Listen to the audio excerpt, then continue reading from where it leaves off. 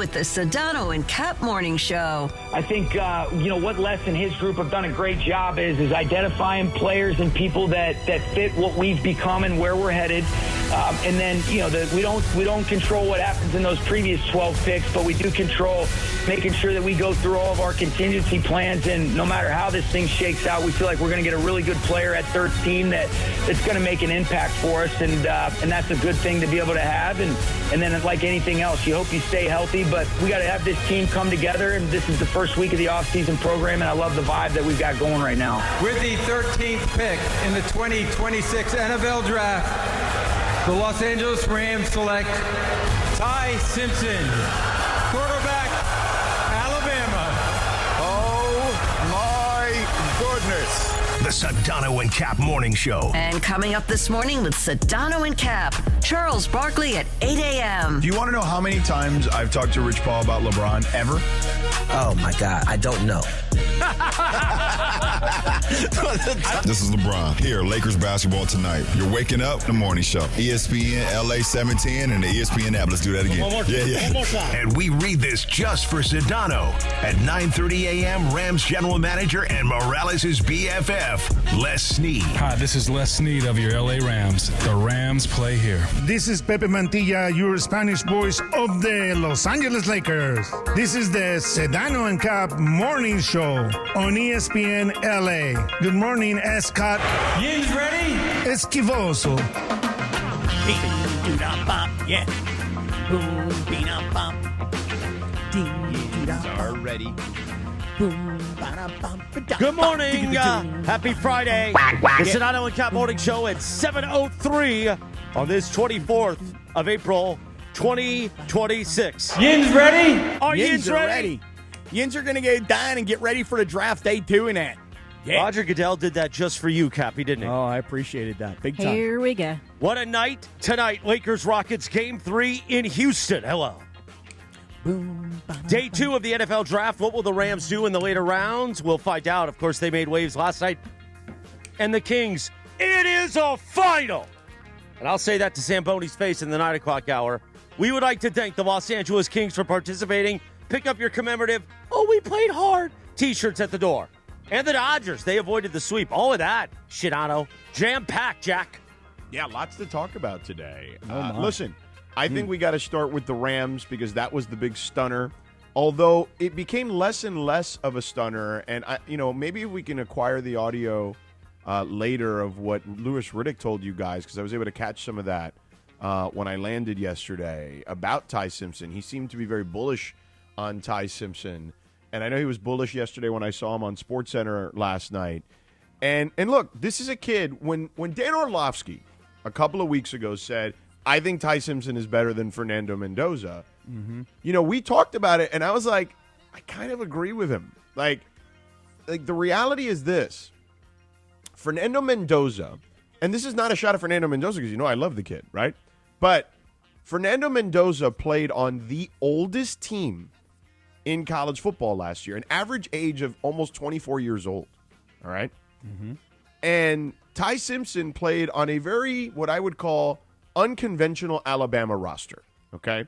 Where this is no longer Nick Saban's Alabama, and they had a poor offensive line and no running game.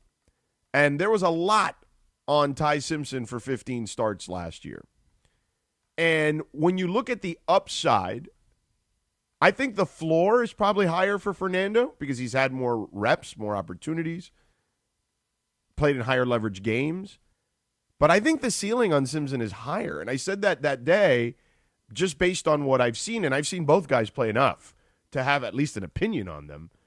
I think the Rams did the smart thing here because, and McVey laid it out afterwards about Stafford as their quarterback, and this was a move similar to what like the Packers have done historically, whether it was Aaron Rodgers with Brett Favre or Jordan Love with Aaron Rodgers. This guy's going to sit for 2 years. And that's what this guy needs because the only knock on him, Cappy, is the fact that he only has the 15 starts in college. Right. And so when you look back historically at, first-round draft choice quarterbacks who did not have a lot of starts in their career, I think of a guy like Mitch Trubisky, right? Like when Mitch Trubisky was coming out of North Carolina, he had a grand total of 12 starts, and people thought, well, that's just not enough film to know whether or not he's going to be a real starting quarterback in the NFL. And I'm sure everybody here who's listening knows it is not turned out to be what, in that case, the Chicago Bears were hoping would be a first-round draft choice. And now they're 3 quarterbacks past that draft. George, I think there's 2 ways of looking at what the Rams did yesterday. There's the positive way of looking at it, and frankly, there's the negative way of looking at it. Here's the positive way of looking at it. The fact is, the Rams believe their roster is Super Bowl ready pre-draft. Yes. Do you agree with that? 100%. Okay, so if the Rams believe that their current roster, because of the moves they made in this offseason, is shore up their secondary, if the Rams believe that they have a Super Bowl-ready roster right now, then the positive side of this is drafting your future quarterback who you like a lot and who you think has tremendous upside, draft talk here, people, then this is a great pick for the Rams. Okay, that's the positive side of things. Super Bowl-ready roster, future quarterback now in-house, ready to learn from a Hall of Famer, and in McVey we trust. That's the positive side. Here's the negative side, George. Mm-hmm.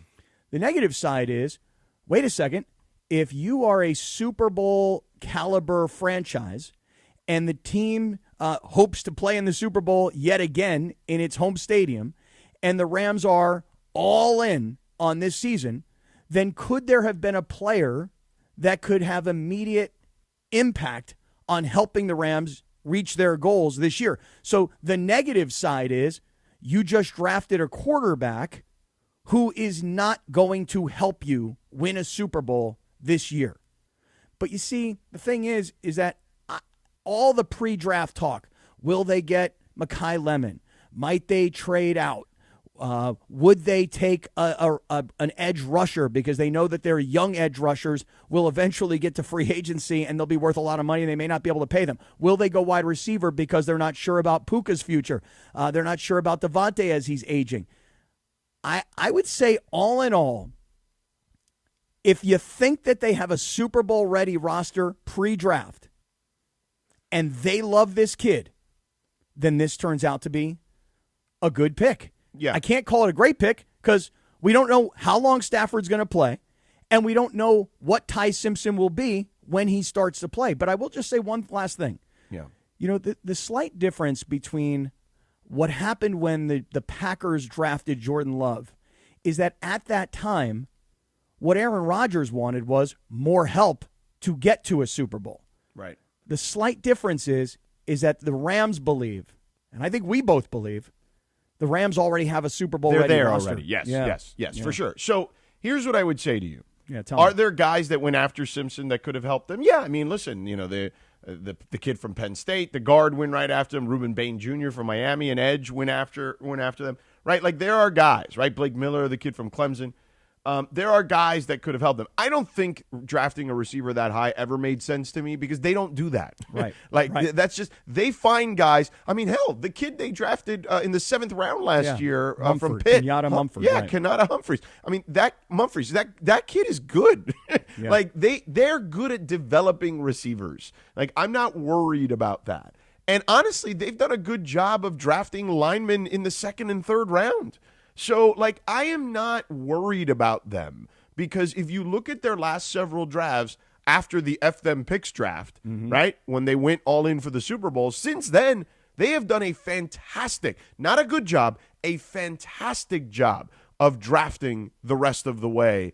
And it's not just first-round guys. If anything, you make the case that the guys in the middle rounds or, you know, early to middle rounds have been the most successful guys. Yeah, and by the way, just for everybody who's listening, George and I have just butchered Kenyatta Mumfield's name. We've called him everything else, Mumford, Mumfields. We've called him a bunch of other names. But he was a 7th-round pick last year, George, and he played some valuable time and made some big catches down the stretch. Yes. If you remember, as like a number 3 wide receiver. So I'm with you. Look, I think that when you look at what Jimmy G was making last year as a backup quarterback, let's just now you use got round that money numbers. for something else. Right. Well, you had $10 million to Jimmy G, a guy who's never going to play, And I don't know the exact dollar figure on Ty Simpson yet, but it's going to be less than what Jimmy G was making. Yes, agreed. And so now you've actually you're going to develop a quarterback of the future, right. And simultaneously you're going to pay a backup quarterback slightly less. Now, by the way, you're going to pay him less because he doesn't have the experience that Jimmy Garoppolo has. Well, but you've been sitting there developing in the preseason Stetson Bennett for 3 years. That's true. Like, it's time to – I mean, Stetson Bennett's like 40 years old, basically, at this stage. Yeah, right? well, I mean, time to him and bleep or LeBron. get off the pot if you're Stetson Bennett. And I say that with all due respect, that this is – they have been developing you to be the number 2 guy for several years because everyone knows you're not going to be a number 1 quarterback in the NFL. So this is it. This is his chance. Well, let me ask you this. For everybody that yesterday was, and there was a lot of reaction when the Rams made the selection, and all the Rams fans were there, and they made the pick, and it wasn't like, yeah, we got our quarterback of the future. It was like, what? What the hell are they doing? Why would they take a quarterback? So I'm going to ask everybody this question: and I don't need to be their spokesperson, but I'm just asking because this is the way I feel. Has Les Snead and Sean McVey not earned your belief? No question. Right? So if you believe that Les Snead is a great talent evaluator and a great general manager who accumulates the kind of talent that Sean McVey needs to coach to win, and if you believe that Sean McVey is a great play caller, he's a great developer of quarterbacks, he's got a great sense of who and when, because let's face it, they had Jared Goff, but they didn't draft him. They made the decision he couldn't play for them. What did they want? They wanted a veteran quarterback. They went out and got a guy. This guy has proven to go from Hall of Fame stats on losing franchise to automatic Hall of Famer on winning franchise. So if you have Matthew Stafford for another year, and maybe it's 2 more years, you're going to have this guy, Ty Simpson, sitting there. And you're exactly right, George. Whether you want to call it Jordan Love in waiting, whether you want to go more historically and you look at Phillip Rivers, who sat behind Drew Brees for 2 years, or you want to look at Patrick Mahomes, who waited maybe not quite as long behind Alex Smith. Right. There is some history and there is a proof of concept already to say that a model where you give a young quarterback time to develop, that can be really a good thing for a franchise. Yeah, 100%. And look, after the Super Bowl year, here are the draft picks that have contributed to the Rams. Kobe Durant, 4th-round pick. Kyron Williams, 5th-round pick. Quinton Lake, 6th-round pick, okay? Darion Kendrick. Now, some of these guys are not here anymore, but they did contribute and help this team, okay? Darion Kendrick, 6th-round pick, okay? Then the following year, Steve Avila, right? 2nd-round pick. Byron Young, 3rd-round pick. Kobe Turner, 3rd-round pick. Stetson Bennett, 4th-round pick. Davis Allen, 5th-round pick. Puka Nacua, 5th-round pick. Dejuan Johnson, 7th-round pick. Then the next year, we know Verse, number 1 pick. Fisk, 2nd. Corum, 3rd. Kitchens, 3rd. Brennan Jackson, 5th. Tyler Davis, 6th. Jordan Winnington, 6th. Bo Limmers, 6th. And then last year, Ferguson, 2nd, who we think is going to be good. Jarquez Hunter, who we've talked about, we think he's going to be good. Kanata Mumfield, right? 7th-round pick. Like, they've done a good job in the draft the last 4 years. Let me tell you something right now. If you just mentioned 20 names, okay, one guy, Jared Verse, was a 1st-round pick. Everybody else was 2nd or even up to 7th-round picks. Right. You mentioned a guy like Avila, 2nd-round pick. You mentioned Braden Fisk. That's another 2nd-round pick. So those guys are the high-round draft choices. Right. But when you started mentioning these other names, Puka we obviously know in the 5th round, and some of these other players that are impact players. So in other words, if you just mentioned 20 guys, I would tell you 13 of those guys are probably still between the 3rd and the 7th round. Yes, but they're probably A, still on this roster, and B, making an impact on this roster. Correct. So this is the thing about the Rams. And I don't feel like I need to be their spokesperson, but I think it's pretty darn obvious. They know what the hell they're doing. Yes. They have accumulated a ton of talent between rounds 2 and round 7, which means, what does that mean? It means they pay these guys less. They're not drafting a number 1 overall pick or a number 2 or a top 5. They're paying their young players less. Do you not see that, everybody? And so when you go and you draft a quarterback like this, And the storyline, by the way, George, which I thought was very interesting last night, as the reports were happening in advance of the Rams draft choice, that the father of Ty Simpson is a college football coach. Tennessee Martin, right. He's a coach. This is also a kid who sat under two different quarterbacks at Alabama. Mm-hmm. He had a chance. Miami, before they went and got Darian Mensah from Duke, they offered him $6.5 million to stay in college. Yeah, And by the way, if you look at Miami's track record in the portal getting quarterbacks, Cam Ward, Carson Beck is probably going to be a second or third round pick. Cam Ward was the number 1 overall pick. Like they know what they're doing evaluating quarterbacks in the portal. So like all that stuff. This is a kid who sat behind Milroe most recently, and to be honest, that last year probably should have started over Milroe in some people's minds. But the kid's father, I'll finish this thought. The kid's father is a college football coach. His college football playing days were in the SEC when Les Snead spent some time at Auburn they know playing each ball. other, yes. These guys go back. They know each other. And the story was last night that the dad called Les Snead to consult with him. And Les Snead said, dude, I'm telling you, your kid is a first-round draft choice. He should come out right now. Little did everybody know that Les Snead was going to wind up drafting the kid. Oh, that sneaky Snead. He'll join us this morning at 9:30 this morning in our YouTube hour. YouTube hour. So that means you got to go on the app or the YouTube hour. And Bergman, don't cut the app early. I was listening yesterday. Yeah, because of Sam Pines. Yeah, I have to listen to certain people. No, you actually no. You listen to Sedano. Sedano outranks everybody except Carmi, and maybe Steve Politzino. Oh wait, so now that's the order of operations there. I didn't know that. So now it's Sedano. Then it's Sam Pines. Okay. Then it's Tommy Lamb. I didn't realize. George, congratulations on the promotion. Black hand got elevated. Let's stop for a second. An elevated hand. George. Way to go, George. Sedano has outranked Tommy Lamb since the beginning. Oh. Yeah, what are you talking about? Oh, okay. Now, not to you. So what's the order now? Just the so I know, order for you, you report to Lindsay, who reports to Gregory. That's the order for you. Okay, for what Sedano, about for George? He reports to Craig Karmazin.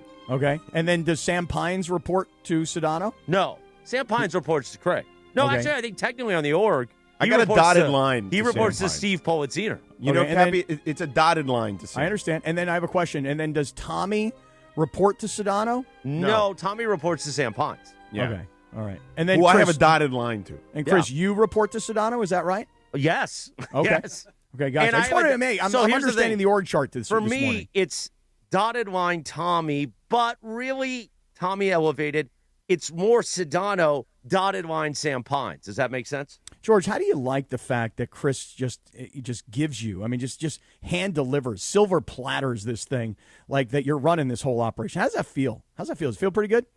I mean, it feels okay, Cappy. Yeah, I would think so. I got to be honest. I think so. Yeah. I'm sure it does. And now for me, it's I great. didn't realize I was elevated to that level, though. The black hand, the black hand me, moves it's in fantastic. secret. You know what I mean? So no, but I like now it it's no longer a secret, so I don't even know if we should be calling me the black hand. No, you like are the black hand. Just the hand. No, you are the black hand. And as your gray hand, I'm just going to keep feeding you concepts, man. I'm going to keep feeding you ideas because clearly I don't have the authority. However, just going to keep feeding you concepts, man. You got to pass them through me, Cappy. Yeah, I know. Yeah, you got to. That's the org chart. I got Lindsay the org chart passes through me, and then I give it up. To, Hit the bell. And Greg will then. Very good. You got to go to me.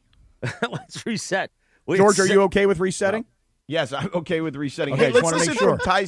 Can I do the Valvoline read real quick, Right. though? Oh, yeah. Hit the bell again. All right, 7:19. You know what you could have done in those 19 minutes? Well, you could have done an org chart, or you could have gone and seen our friends at Valvoline Instant Oil Change, home with a 15-minute drive-through oil change. Visit SoCalOilChange.com for a location near you. By the way, the Rams will pick at 61 and 93 tonight. Nice. Okay, very good. Can I give you a different side of this? I mean, obviously, you guys are just taking the positive side, and I like it. Yeah. And This is going to be the Raiders side? No. Oh. What I want to understand is that you take Ty Simpson. He is going to be.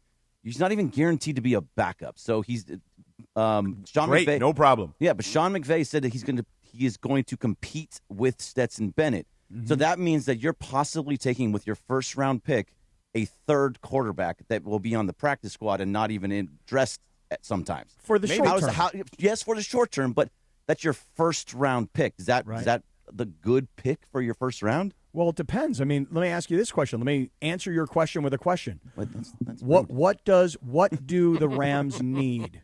What position do the Rams need to put them over the top to make it to the Super Bowl this year? What position do they need? Probably offensive line or wide receiver. And you guys already talked about not taking a wide receiver in the first round, and that's fine. But probably more offensive line. Okay, so what you think, and I'm asking you, do you think that a rookie offensive lineman is the absolute difference maker? And by the way, could be, maybe it is, maybe it isn't. But do you think yes, an offensive lineman? Steve Avila came in and was a difference maker in his first year. Okay, and they did have Rob Havenstein retire. So I'm all in on drafting offensive linemen. What I'm getting at is this, though, this morning, Bergie. Again, there's the positive side, which is we don't really need that much, and we think this guy is the quarterback of the future. And rather than waiting until Matt Stafford retires, and then we have to start over with a quarterback, and we have to start a rookie or start a Band-Aid guy to get us to that's one way of looking at it. The other way of looking at it is, what are you guys doing? Like, you're trying to make a Super Bowl run this year, and you got a player who's not going to help you at all this year. In my opinion, and this is why I asked the question, I'll ask it to you, Berg. Do you trust Les Snead? Do you trust Sean McVey? Have they built enough equity for you to make you think they know what the hell they're doing, and they know that they fixed what was the biggest need on their roster, which previous to the draft was? Does anybody have a thought on that? Previous to the draft, what's the biggest need these guys had based on last season? Number one position. I'll give it to you. Defensive back. Have they solved that problem? Oh, yeah. They of course they solved that problem. Of course. They got two from Kansas City. Right. And they gave up that 29th pick, which many people thought they would take Ty Simpson at 29 before they did the deal with the Chiefs. So I guess that's the other part of it too, Cappy. It's not like, maybe you move back. He's probably not. He's still going to be there at that 29. No, see, I get that. There's no guarantee. See, moving back is a move you do when you don't have conviction on someone. If you have conviction on someone, you just take them. Okay? It's that simple. Like, again, if you're in a place where the guys you had high on your board are gone, that's when you trade back. Because you're like, yeah, we like these guys. We don't love them. The guys we love, they just went, right? Like, we didn't, maybe we didn't expect them to go that high, and a couple of them went that high. So now you trade back. If you have conviction on someone, you take them. I'll tell you this right now, Berg. Think about it like this. Let's say the Rams have pick number 29, and let's say they are looking at the draft board and they're going, you know what, we're going to get Ty Simpson. In my opinion, at number 21, the Pittsburgh Steelers may have taken Ty Simpson, because when you are a coach like Mike McCarthy and you know that you are building for the long term. Mike McCarthy's not going anywhere. They also don't have a quarterback right now. Well, that's my point. But they need a quarterback. Okay, so think about it now. If they don't take Ty Simpson at 13 and they think he's going to be available either later in the first round where they can move up and get him, or they think he's going to be available in the second round, and there's even an ounce of a thought that the Steelers would take him at 21, because I'm not really, really convinced that Aaron Rodgers and Mike McCarthy can ever coexist, number one. And number two, if you're a veteran head coach, you're fine with a rookie quarterback. When you're a rookie head coach, you need a veteran quarterback. See the difference? And so what I'm saying to you is that, yes, he's not going to play. Yes, he's not going to contribute immediately. But guess what? They're now prepared for the future, and they have a Super Bowl-ready roster right now. Sure. I mean, I understand it. And by the way, he's going to also walk in 2 years probably to a roster that's going to be loaded, which is exactly what you would want for a young quarterback to succeed. Similar to Jordan Love. It's also, you also have next year, the thought is that every quarterback coming out is a much bigger quarterback draft. Now maybe, yes, I totally agree. Yeah, but how are you going to get those guys? And by the way, that's also, it could be. Well, yeah, but Greg, you might be picking 30 or 31 or 32. Right. Yeah, you're not going to get that. You had 2 picks that you were able to acquire this year because you traded with Atlanta last year, which was brilliant. Because you didn't have conviction on a guy. You got the extra pick. You like this guy, okay? They're not going to get Arch Manning, okay? They're not. No, that's not going to happen.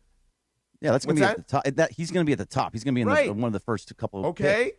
Yeah. So if you get quarterback 4 or 5 next year, let's just say you get quarterback 5 of the class next year. Sure. Why not take quarterback 2 of the class this year? Is Dante Moore let me tell you something. I watched Dante Moore last year. I'm not sitting here saying, oh my God, he's definitely better than Ty Simpson. There's a reason that he stayed in college. I would agree with that. Okay. Julian Sayin, dude, he looked like he was overwhelmed in that playoff game in the first half. Like, he looked like he was pooping the bed, okay, in that game against Miami. Like there's not any of these guys that I say to myself, oh, my God, for sure they're going to be great. Like, we don't know. How about this? Like, everyone, how about this? You Still ready? don't know. We won't know about Ty Simpson for another couple of years. Right, but they have conviction. They can develop him. They've got him in-house. They can develop him now. Right. In a league that doesn't develop, they feel They like have the this is a luxury. guy that can develop. We've got a system to develop players. We've developed players across the board. Right. They developed Jared Goff, okay, who was a disaster when they got here, okay. They've made Stetson Bennett into a good preseason quarterback, which makes me believe, I guess, in a pinch, if you needed him for a couple of plays, maybe even a game, you could survive, as a backup quarterback. I don't know. Their track record says I'm going to buy it. I'm going to trust their plan here. Yeah, and Bergie, listen, I hear what you're getting at. I do. I really, really do. They could have drafted listen, it he may not be the third quarterback. He may be the second quarterback. You don't know that for sure. And by the way, if he is the second quarterback and, if something happens to Stafford, look, you got problems. Now you have a rookie quarterback. But I would rather have Ty Simpson develop under Sean McVey and under Matthew Stafford for at least a year, perhaps even 2, and then he's ready to go, and you've been developing him rather than a year from now take a quarterback and Stafford decides to retire, and you're like, okay, then you now we got to start a rookie into quarterback. the mix. Right. I actually like the pick. I know there are people that don't like the pick. No, and I love the pick. Forget about like it. I love this. Yeah, that's how you do sports radio, Cap. Listen. Oh, let's you don't like it? You love it? Yeah, well, or you hate it. Oh, okay. So there's something's no buzzing. We're tying you down, Lindsay, because we're getting a lot of electrical interference. But electrical interference. 7:27 in the morning. Fix that pipe in Cleveland. What people aren't talking about is the number one pick of the draft. Maybe it's because we knew for like a year that he was going to be the number one pick. But the interesting comparison, and Lindsay put it in our text message last night when the Ty Simpson pick happened. And Berkey's not going to like this. Will Ty Simpson end up being better than the number one overall pick? Let's do that, and we'll hear from Chris Canty, who had some thoughts. But first, let me tell you about my friends at LifeSource. As Pepe says, don't be a schivoso. Esquivoso. Do not be a city water schivoso. Don't be a city water sleazeball. We know here in L.A. our water is filled with chemicals and chlorine. That's exactly why I did what Ireland did. I followed that giant forehead into the land of LifeSource water. LifeSource cleans and conditions water from every tap, so you're getting healthier water throughout your entire home. And the best part, it's easy. No salt, no regular maintenance, and no more harsh, skin-irritating, disgusting city water. Don't be a schivoso. Esquivoso. Here's what you got to do. Call 800-WATER-99 or visit LifeSourceWater.com. It's one of those upgrades. You call LifeSource, you get some Hernandez wholesale flooring, the hardwood, and you change your life. Upgrade your water. Upgrade your life, sucker. Call LifeSource. And for the month of April, make sure you ask for the ESPN LA special. You'll get $500 off, plus free installation for new customers. But you have to ask for it by name. Say, hey, I hear Ireland talking about it. The ESPN LA special. I don't want to be a city water sleazeball. 800-WATER-99, LifeSourceWater.com. 800-WATER-99, LifeSourceWater.com. Ask for the ESPN LA special. And April's starting to wind down. Do it before you run out of time. LifeSource Water. It's not just better, it's essential. Offer ends April 30th. Warranty limitations apply. Esquivoso. Exactly right, Pepe. Don't be a city water schivoso. More NFL draft talk. More Ty Simpson talk. More, maybe, actually, for the first time in the morning, Mendoza talk for Berkey. We're back in 3.5 minutes. Actually, 2.5 minutes from right now. This is the Sedano and Kap Morning Show. In the playoffs, performance isn't just expected, it's engineered. At Lexus Santa Monica, we play at that same championship level. Whether it's the precision of the RX or the pure power of the LC, every vehicle is a masterpiece of performance. Visit our historic showroom, a Santa Monica landmark, and experience a lineup that's as legendary as the game itself. See Matt Unger and the team to elevate your drive. Lexus Santa Monica. In Santa Monica, on Santa Monica. Experience amazing. LA's biggest pizza party is back. Pizza City Fest returns to LA Live April 25th and 26th. Bigger, bolder, and cheesier than ever. 40 of Southern California's top pizzerias. 2 epic days. 1 massive celebration of pizza. An all-inclusive ticket delivers unlimited pizza tastings, unlimited beverages, and unlimited desserts. All for just $99. Pizza City Fest at LA Live, across from Crypto.com Arena, April 25th and 26th. Tickets on sale now at LALive.com/Pizza City Fest. Buenos dias. Did you know that Children's Hospital Los Angeles is a powerhouse in pediatric surgery? They perform nearly 17,000 surgeries a year, from high-tech robotic procedures to the most delicate operations on newborns, led by one of the largest surgical teams for kids in the country. With national rankings to back it up, CHLA brings all-star skill to every procedure. So when your child needs surgical care, turn to the team that's in a league of their own. To learn more, visit chla.org. It's Rich Eisen for Pella Windows and Doors. Sometimes teams take a timeout to regroup and call the right play. When it comes to your home, Pella Windows and Doors always has the winning game plan. They do it every day, and that's why your neighbors trust them. Visit Pella.com/Eisen today. Right now, Pella Windows and Doors of Los Angeles is offering up to 25% off windows and doors and 0% financing for 24 months. Some restrictions may apply. See store for details. Offer ends April 30th, 2026. We all know winning means showing up stronger, faster, better than before. And when you're chasing that edge, the Drop by GNC cuts through the noise, bringing you the best new innovations in sports nutrition and performance. From muscle building and strength support to improved recovery and focus, we curate the newest drops from GNC Amp, Pro Performance, and Mega Men. Plus, Ghost, Raw Nutrition, Bucked Up, and the top new brands changing the game. No guesswork, just leveling up. Check out the Drop by GNC for what's new, what works, and what's next. LA's only local sports morning show, the Sedano and Kap Morning Show. Jesus, she looks like Gail. I met Gail a year before I went into the joint. Weekdays at 7 a.m. on ESPN LA. You hear a little Al Pacino there. 7:32, good morning. This is a song used in Carlito's way. Al Pacino tomorrow turns 86 years old. Wow. Happy birthday, Al Pacino. And I could have gone Scarface, but that's easy. I could have gone Godfather. That's easy. But you got to dig deep. Not that deep, but a movie that even Cappy hasn't seen because he's a scumbag. The great Carlito's Way. I've seen Carlito's Way. I just haven't seen it a lot, and I haven't seen it in a really long time. Well, you notice that we quote it a lot. Sedano quotes it a lot. You know, I quote it a lot. It's a great movie. His beard and that's why I grew a beard, because of Carlito's Way. Really? 3-piece suit. And this song, when they're in the bar and the cha-chas are dancing when he walks into it, and then he's got to whack the guy, and he's in the bathroom going, I reloaded! Speaking of growing a beard, it looks like I'm going to be able to shave this lame-ass playoff beard that I've got going on. Kings are done. They're cooked. Terrible. See, Bergie, I can't even grow it. Like, not even a real man. Oh, come on, man. Just forget about the Kings. Just try for a month. See what you get. We'll talk LA Kings hockey a little bit later on. But last night, Ty Simpson goes number 13 to the Rams in the first round. I mean, everybody making waves all night long on social media, and I love the NFL draft, and I was into it. And personally, of course, I wanted the USC guy. I wanted him here. And did you hear Mekhi Lemon, what he said to the crowd when he got drafted by the Eagles? By the way, the Eagles moving up. And I want to play this because, you know, DeAndre's going to be playing it all afternoon, getting in DeMarco's face. But this is what he said after the Eagles drafted him. Hey, they getting the dog. This ready to work, for real. I ain't doing no plan. I ain't doing no plan. Mekhi Lemon goes number 20 to the Eagles. They actually do a deal with their enemy, the Cowboys, to move up and take Mekhi Lemon. But as we talked about, Ty Simpson. But nobody's talking about the number 1 overall pick, Fernando Mendoza, to the Raiders. Yeah, and I do hear, though, I do hear that sentiment out there that's like, you know what? Ty Simpson will have a better NFL career than Fernando Mendoza. Why do you think people say that?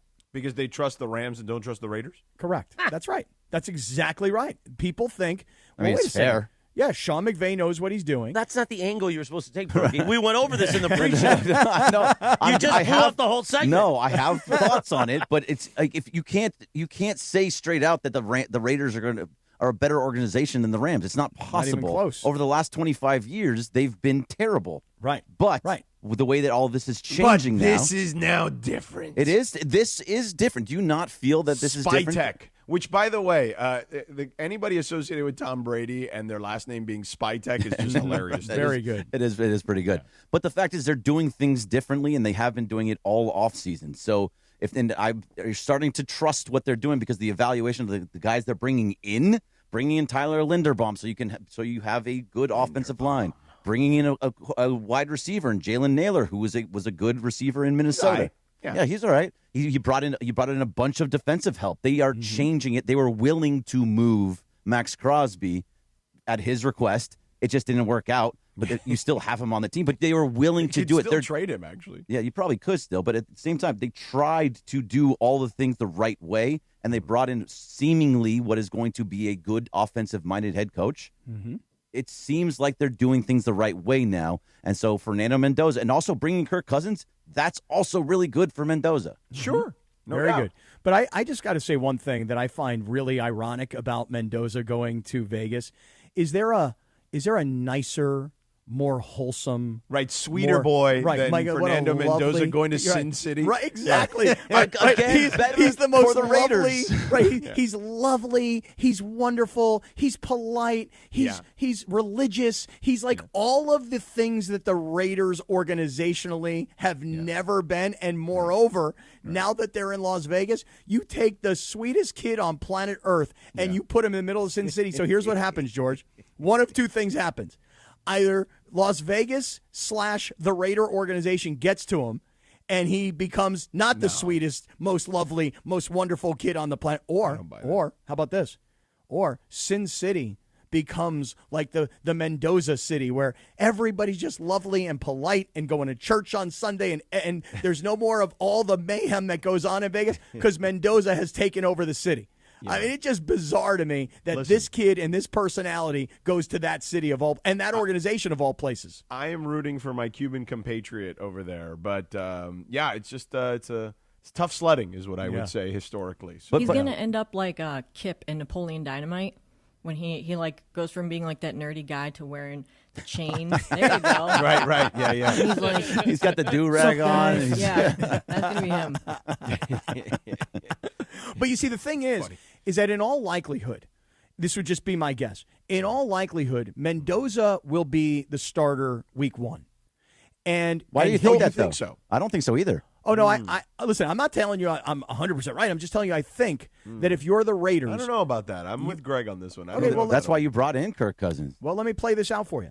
If Mendoza is the week 1 starter, and you've got a great backup quarterback in Kirk Cousins. My thought process would be, let's just get it going, because if we can get him playing right away, if we look at the Patriots and what they did with Drake May, and granted, they didn't start him for the first 9 or 10 weeks until their season was completely over. Yeah, and that's what I think will happen here. Well, totally. but let's just play it out two ways. If they start him from the beginning and he makes it through all 17 games, by the following season, you've got 17 games under your belt. You know the personnel, you know the playbook, et cetera, et cetera. You know the speed of the game and all of it. Yeah. Ty Simpson won't play for a year or 2. Fernando Mendoza's got the opportunity to do what Bo Nix did, which is kind of get thrown into the fire, not be expected to carry everybody, hope that all these defensive players that you've brought in makes them that much stronger on the defensive side so they can stay in games. Yeah. And by year 2, Mendoza might be ready to go. On the other hand, Ty Simpson, this is a completely different situation because the Rams are Super Bowl ready now, and the Raiders must be thinking Super Bowl ready in 3 or 4 years from now. Yeah. And maybe they're more ambitious. Maybe they're 2 years out because they look at what the Patriots did. I think we'll have a better idea of what could potentially happen with Fernando Mendoza in about 2.5, 3 weeks when the schedule gets released. And we know what the Raiders' schedule will look like, when their buys are, right? All that stuff. And then we could say to ourselves, well, this is an easy landing spot, right? Like we always do that. We did it with Jackson Dart and Drake May and all these guys. Like, oh, this is a perfect landing spot for his first start when they're 3-5 or whatever, Mm-hmm. Right. The only problem with that is what happens if instead of being 3-5, they're 5-3, and they're like, you know what? Are we really going to believe they're going to be 5-3? Well, I mean, listen. But then good, and then you don't have to start Mendoza. Well, that's fine. the question. But that's the thing, Berg. Oh, wait. So then you drafted the backup with the number 1 pick in the draft? How does that work? I would, how's it feel, Bergie? Because they are a team that needs to let him bake. Oh, okay. Absolutely. Yeah. You were saying the same thing at night. I think you got to play him. Ty Simpson is possibly going to be a third quarterback on the practice squad. I doubt that. Don't miss a special Sunday edition of Lakers Talk with Andy Kamenetsky. Sunday morning at 11 a.m. Sunday morning. Wow. Andy will react to tonight's Game 3 against the Rockets and get you ready for Sunday's Game 4. A live weekend edition of Lakers Talk with Andy Kamenetsky Sunday morning at 11 a.m. on 710 a.m. and the all-new ESPN LA app, your home of Lakers basketball, ESPN LA. We'll get to the What? Come on, Andy. Okay, I'm looking at this schedule for the Raiders. Like, it's not like, obviously we don't know when they're playing these teams. They got to play at home. They're playing the Bills, the Rams, the Seahawks, on top of playing the West Division teams. Oh, my God. I thought the last place teams. We'll get to the Canty sound in just a few moments. Maybe later in the show, because it's some good sound. But we got to clear way so we can get to Charles Barkley, Sir Charles, at 8 o'clock. And we want to get to Bergie's Oregon. Dodgers avoid the sweep yesterday in San Francisco. But, Cappy, let's talk about our friends at Sellers Advantage. Yeah, let's do it. Hey, listen, if you're thinking about selling your home and you've heard about Sellers Advantage on the radio, you've seen their billboards all around town, you might be thinking, what exactly is the deal with Sellers Advantage? How can they help me? Here's how they can help you. When you're ready to sell your home, okay, and you hire a real estate agent, you know you're going to be paying that real estate agent a percentage, okay? And you know that real estate agent is going to come to your house and they're going to go, okay, look, paint, landscaping, we're going to have to fix this, fix that, because we got to make this so that people want to come buy your house. Well, now all of a sudden you're spending a lot of money and you're hoping to make back that money, and there's no guarantee, especially in this world right now with interest rates being where they are. So here's what Sellers Advantage does. They come into your home, they look around, and they will immediately make you a cash offer, okay? And then what you have to decide is that what I want to sell my house for? They know the comps in the area, but here's the good news. You don't have to paint the walls. You don't have to fix the landscaping. You don't have to invest money. They're ready to buy your home right now. And oh, by the way, if by chance you need cash for moving costs, they'll even front you that money. So here's the thing. They make it super easy. All you need to do today is call Sellers Advantage for that no obligation offer. It's 888-390-AS-IS because they're going to buy your house as is. 888-390-AS-IS or 888-390-2747 or visit sellersadvantage.com. Thank you, Cappy. Bergman and Bergie's Oregon. We talk Dodgers in 2.5 minutes from right now on ESPN LA. The Sedano and Kap Morning Show. We'd like to thank our founding partner, LAX, Los Angeles International Airport, where change is in the air. Learn more at lawa.org/ESPN. This is the Sedano and Kap Morning Show. This is the Doctor in the Dugout with Dr. Alan Byer, presented by Hoag Orthopedic Institute. I'm often asked about people who suffer their first back injury, think they've pulled a muscle in their back, and they don't stretch enough as far as their back is concerned. So when do you seek care from a doctor when you've sustained a back injury? At Hoag Orthopedic Institute, we like to tell people that the most important thing is to watch and see if that back pain is radiating down your leg, causing any numbness, causing any weakness, or any bowel or bladder dysfunction. These are surgical problems usually and require a more urgent visit to the emergency room rather than waiting to see the doctor. If none of these signs are present, it's safe to wait it out, rest for a few days, and seek medical care from your doctor within a week or so. Hope that helps. Keep stretching your back. If that doesn't get better in a week or 10 days, that's when it's time to seek the orthopedic specialist. Hope this keeps you on the field, and keep listening. We'll be back soon. Keep listening for more on the road to recovery right here on 710 ESPN. At Uline, the prevailing opinion is if you don't live it, you don't believe it. The people at Uline believe in hard work, and they live it by being there 24/7 to answer your call, having 41,000 items in stock, and offering same-day shipping from 12 locations across North America. Business owners, sellers, buyers, shippers, and packers believe it. Uline is the hard-working, dependable source for your shipping and industrial supplies. Visit uline.com. In sports, the tape never tells the whole story. Hiring is no different. AI can make candidates look like an MVP on paper, so knowing the person and the skills behind the resume matters. That's where Robert Half changes the game. Our recruiters combine their expertise with award-winning AI to evaluate skills and fit quickly. Learn how we can find you specialized talent in finance, accounting, technology, and more. At Robert Half, we know talent. Visit roberthalf.com/talent today. Hey, sports fans, the ESPN app has all of ESPN all in one place. The ESPN app is your home to thousands of live events, ESPN shows, and originals across every ESPN network in service.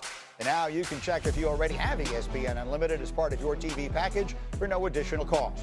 Visit activate.espn.com to learn how to access your account or sign up, then start streaming in the ESPN app. It's all of ESPN all in one place. Sign up or activate now. LA's only local sports morning show, the Sedano and Kap Morning Show. Hi, this is Steve Avila of your LA Rams. It's Sedano and Kap. Oh, that's indeed. It is Sedano and Kap. 746. Cappy on this day in 1992. The number one hit, Crisscross. Yeah. Jump. Yeah.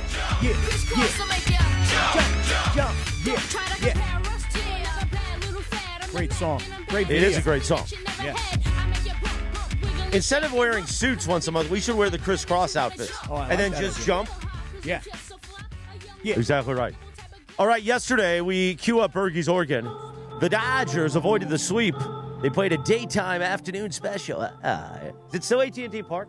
No, it's Oracle Park now. Oh, yeah, Oracle Park. Or Pac Bell or Is Momo's still across the street, the restaurant? I have no idea. I used to have a good memory. Last time I was there, I had saw a lot it, of good memories back in Momo's back in the day. Mm-hmm. I got crunk, too, and I was sniffing keys, too. You got crunk, huh? In the boots. Were those Van Earl's keys again? No, these were different keys. Okay, gotcha. Yeah, on the caddy's keys? Sedano, you missed a lot of Van Earl right talk yesterday with Geeter. Hello, everybody. Meanwhile, you can watch the Blue Review weekdays at 6:30 a.m. with Bergey and the one and only Marcus Grant. Bergey, the Dodgers win. Thankfully, they do win, and it was behind Tyler Glasnow last night. Yeah, what a performance. He was as good as you could have hoped. He gave up one hit, and it was to Luis Ariz in the fourth inning, which is always Luis Ariz. Whenever someone's going to get a hit, he just gets on base. It's very, very frustrating. But yeah, he was fantastic. 9 strikeouts, 8 innings. The guy was using his curveball, looked fantastic, just over and over again, keeping the hitters off balance. It's nice to see that you have 4 number 1 starters again when Blake Snell comes back. The fact is that this pitching staff, as long as they stay where they're doing, because they are all pitching very, very well, that they're going to be something that just leads you all the way through the season. The second thing I know, because we only have a little bit of time, Kyle Tucker moved down to the 4th. We talked a lot about him yesterday, Cappy, that he's been a bit of a curmudgeon. He wasn't really getting into things. They moved him down to the 4th spot, and Dave Roberts before the game said that what he really wants to see at him is hitting the ball up the middle. And when he hits the ball up the middle, you know that he's kind of getting right. Well, he did it in his second at bat, had a double right up the middle. So, and then he had 2 hits in the game from that 4 spot. He says he's not going to leave him in there for most of the year. It's just he's probably going to be back in the 2 spot this weekend. But the fact is, he went down to that spot and he looked much, much better. And so hopefully that will be something that can. Hopefully it's not just that one time, but hopefully he just starts to understand how to hit again and not swing uncompetitively. All right, Cappy, let's pause here. We will get Bergey's third thing in just a moment, but let's talk about our friends at VisionWorks. Yeah, so I'm rocking these goggles right now, and I'm loving them, especially for driving, because I've complained before I went to VisionWorks that as I'm looking at road signs, you know what I mean, like maybe 50, 60 yards out, I used to be able to see everything crystal clear, and then all of a sudden, everything became super blurry. Now I'm wearing my glasses when I'm driving, and it's almost hard to believe how crystal clear everything is. I find myself taking them down a lot and going, is it really that blurry? And then I put them back on. I'm like, oh, my God, total crystal clarity. So I would just suggest to everybody, make sure you get into VisionWorks for your annual eye exam. They're not only looking at your vision, they're looking at the health of your eyes. Annual exams can catch early signs of glaucoma, diabetes, or hypertension, Lindsay. And Linz, I'm loving these Ferragamo frames you picked out for me. And you look super fancy. Hey, and if you want to look fancy, or as Christopher likes to say, crunk, then VisionWorks has you taken care of because they make shopping simple. Unlike other brands, VisionWorks likes to organize their frames by shape and by price, so it's easy when you go in the store. You could you're looking for, and you can even go to visionworks.com where you can browse the frames there, or you can find the nearest VisionWorks location and you can check to see if they accept your insurance. Right, Crunk Christopher? Absolutely right. Crunk Christopher. Meanwhile, you got that tax refund back. Don't waste your money on chicharrones and indoor swings. By the way, Cappy, I'll ship that indoor swing to you. No, I'll get it from you next All time. right. Go see our friends at VisionWorks. Take care of your eyes. We know Geeter and Trudell are going to VisionWorks. You should too. And they got the BOGO. 2 pairs, 1 easy decision. Buy one, get one free from our friends at VisionWorks. 750. Let's cue the organ back up. And Bergie's got his third thing for us. So this one I just think is kind of silly, but Alex Freeland, he usually hits in the 9 spot. And there's certain guys with the ABS challenges, certain guys are allowed to use the ABS challenge, and certain guys are not allowed to use the ABS challenge. So Alex Freeland so far this year has had many, at least 5 or 6 different times where he had a ball that was way outside and on like a 3-2 count that got called a strike, and he's not allowed to challenge it, and it doesn't extend the inning. Finally, late in the game, Alex Freeland on a 3-2 count challenged the ball, and he got on base. It was just fantastic to finally see him be allowed to challenge something for once. And then Shohei Ohtani eventually got out. But the fact is, he was allowed to challenge again, and that was just an exciting moment for the kid. Yeah, I'm giggling only because the way you're saying it, he's not allowed. Like Dave Roberts said to him, I don't care. I do not care where the ball is. I don't care what the count is. I don't care who's where on. You are not allowed because your bat's just not as valuable as everybody else's. So we're not going to waste the opportunity or the challenge if we're wrong. So you're making me laugh about this whole situation, and I do that. I love the fact that he actually got one last night. He got one last night. It was so exciting. But this is kind of what's going on with this ABS, that you're still trying to figure everything out. I'm actually kind of surprised. The ABS challenges for the Dodgers have been kind of hit and miss, like most of the league. But I don't think they have a full set strategy yet, which is surprising to me because this front office has a strategy for everything, and they're ahead of everything. So the fact that they're not on this yet is just kind of surprising to me. And you don't know. They're not sure who is and who is not allowed to and what are the situations. And you can see it. They're tentative at best to have challenges every once in a while. Yeah, I would say here's the game plan, guys. Shohei and Max and Dalton, you guys who are really hitting, you guys get to use the ABS because we really want you to get another shot should they be wrong. But rest of you guys... Hassan Kim, you are not allowed to tap your head. No, Freddie, we trust you. Freddie, you're good. We trust you, Freddie. You can tap your teeth. You do what you need to do, Freddie. But some of you guys, including you, Freeland, don't do that. Yeah, and he Don't didn't do that. So it was very funny and exciting to see Alex Freeland be allowed to tap his head. Dodgers are back home for the weekend against the Cubbies. Yep. Tonight is Dodgers date night. This was one I was thinking of going to since it's Dodgers date night, but I'll be at home watching the NFL draft. Come on, I don't miss the draft, man. No, you got Otis the Bunny into the draft now? Yeah, I got Otis a draft hat.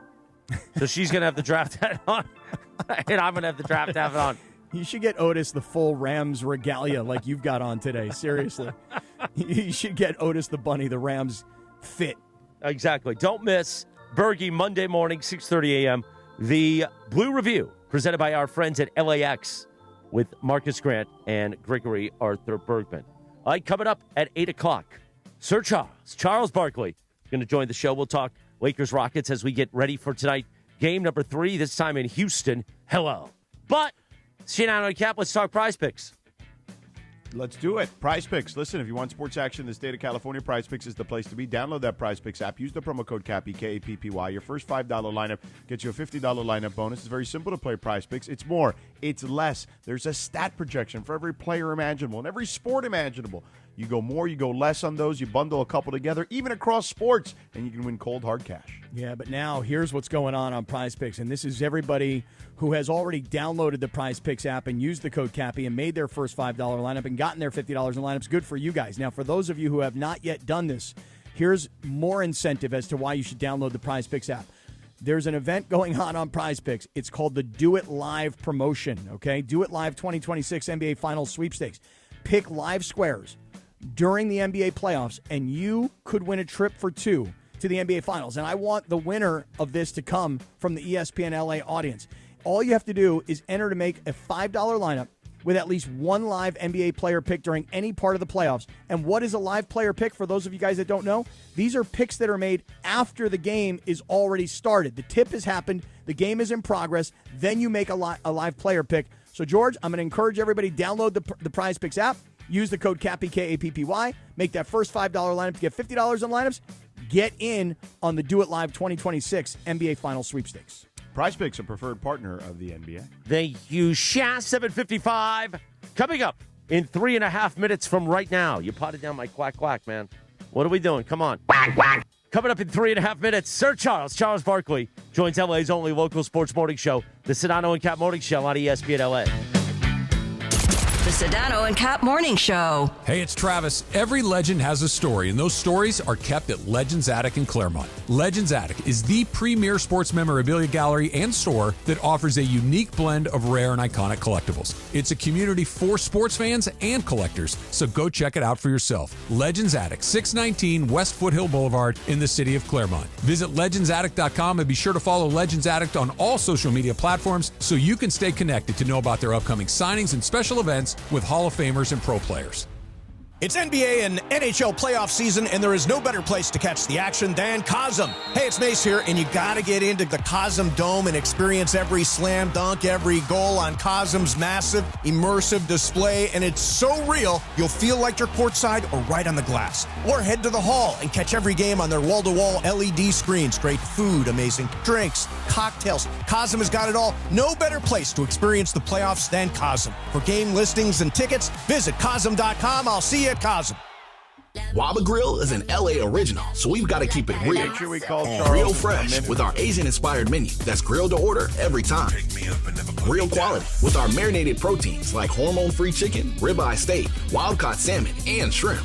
Head to Waba Grill for $5 happy hour, weekdays after 3 p.m. and try our new chili crisp dumplings, paired with a premium or beverage drink, like our delicious Thai tea, both for only $5. Only at Waba Grill. It's for you. What's on Dodgers? What's on tap today on ESPN LA? Lakers-Rockets Game 3 tonight in Houston. The Toyota Lakers countdown with Beto Durant starts at 3:30 p.m. Tip-off at 5. Hear it on your afternoon drive on 7:10 a.m. or in crystal clear digital audio on the all-new ESPN LA app. Brought to you by Michelob Ultra, a superior taste worth playing for. The official beer sponsor of the Los Angeles Lakers. Please enjoy responsibly. We're back in 2 minutes from right now.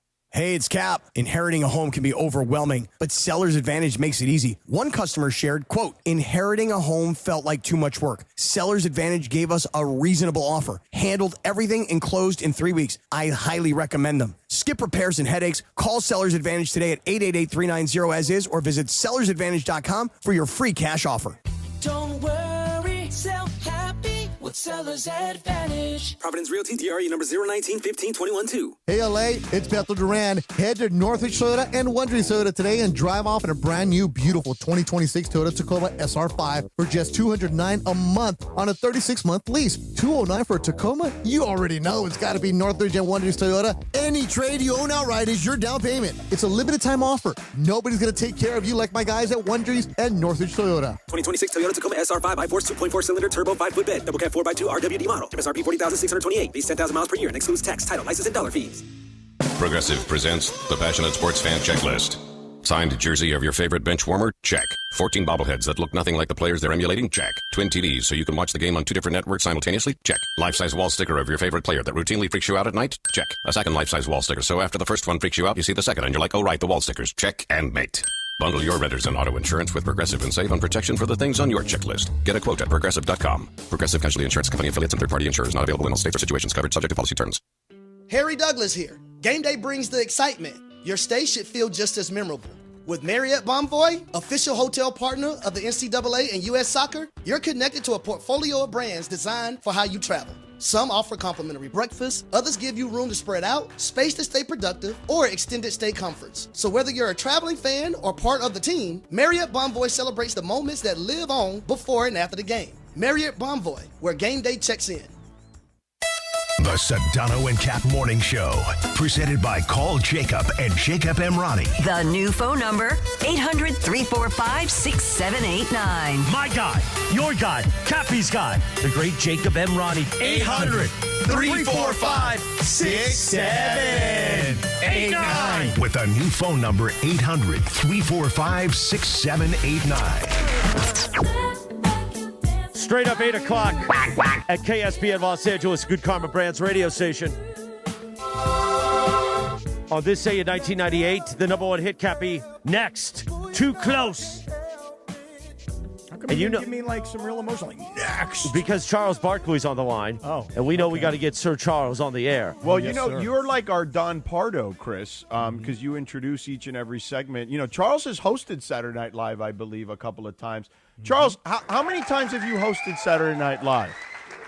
4 times. Wow.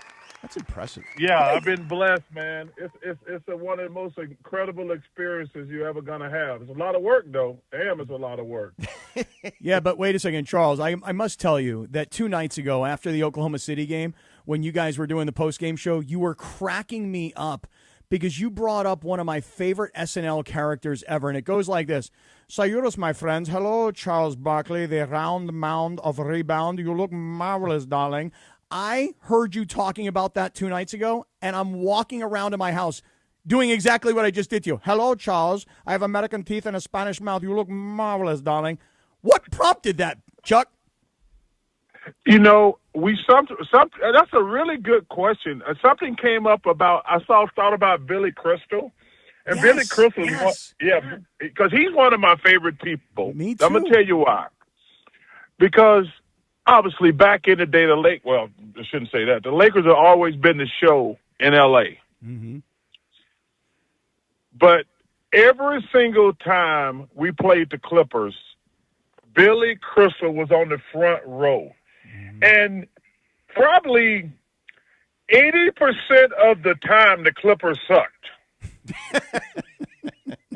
But he was always there. Mm-hmm. Obviously, everybody want to be seen at the Lakers game. Yeah. But Billy Crystal, I give him credit, man. He was, and like I say, 80% of the time they probably sucked. But he was there, front row and center, and I respected that. Everybody loves their team when they're doing well, but when you love your team when they suck, that's when you're a real damn fan. Mm-hmm. Charles, what is the most interesting celebrity interaction you had when you were playing? Like, whether it was Spike Lee or Billy or anyone like that. Like, is there ever anyone that was trash talking you when you were playing?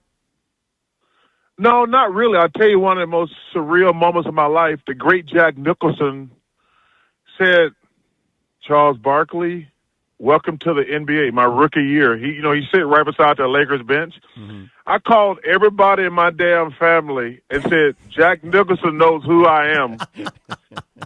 It's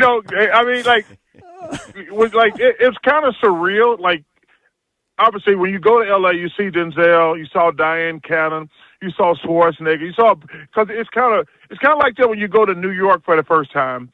You see all those celebrities, and you're like a 20-year-old kid, and you see all these people. When Jack Nicholson, I was getting ready to check into the game. He said, Charles Barkley, welcome to the NBA.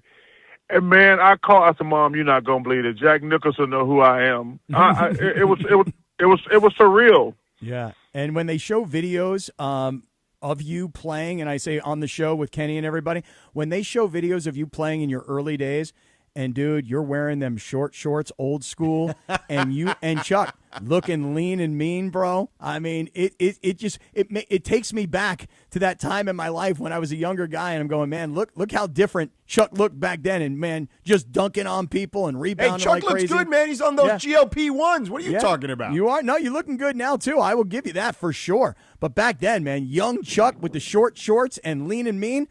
Oh man, you were looking good, Chuck.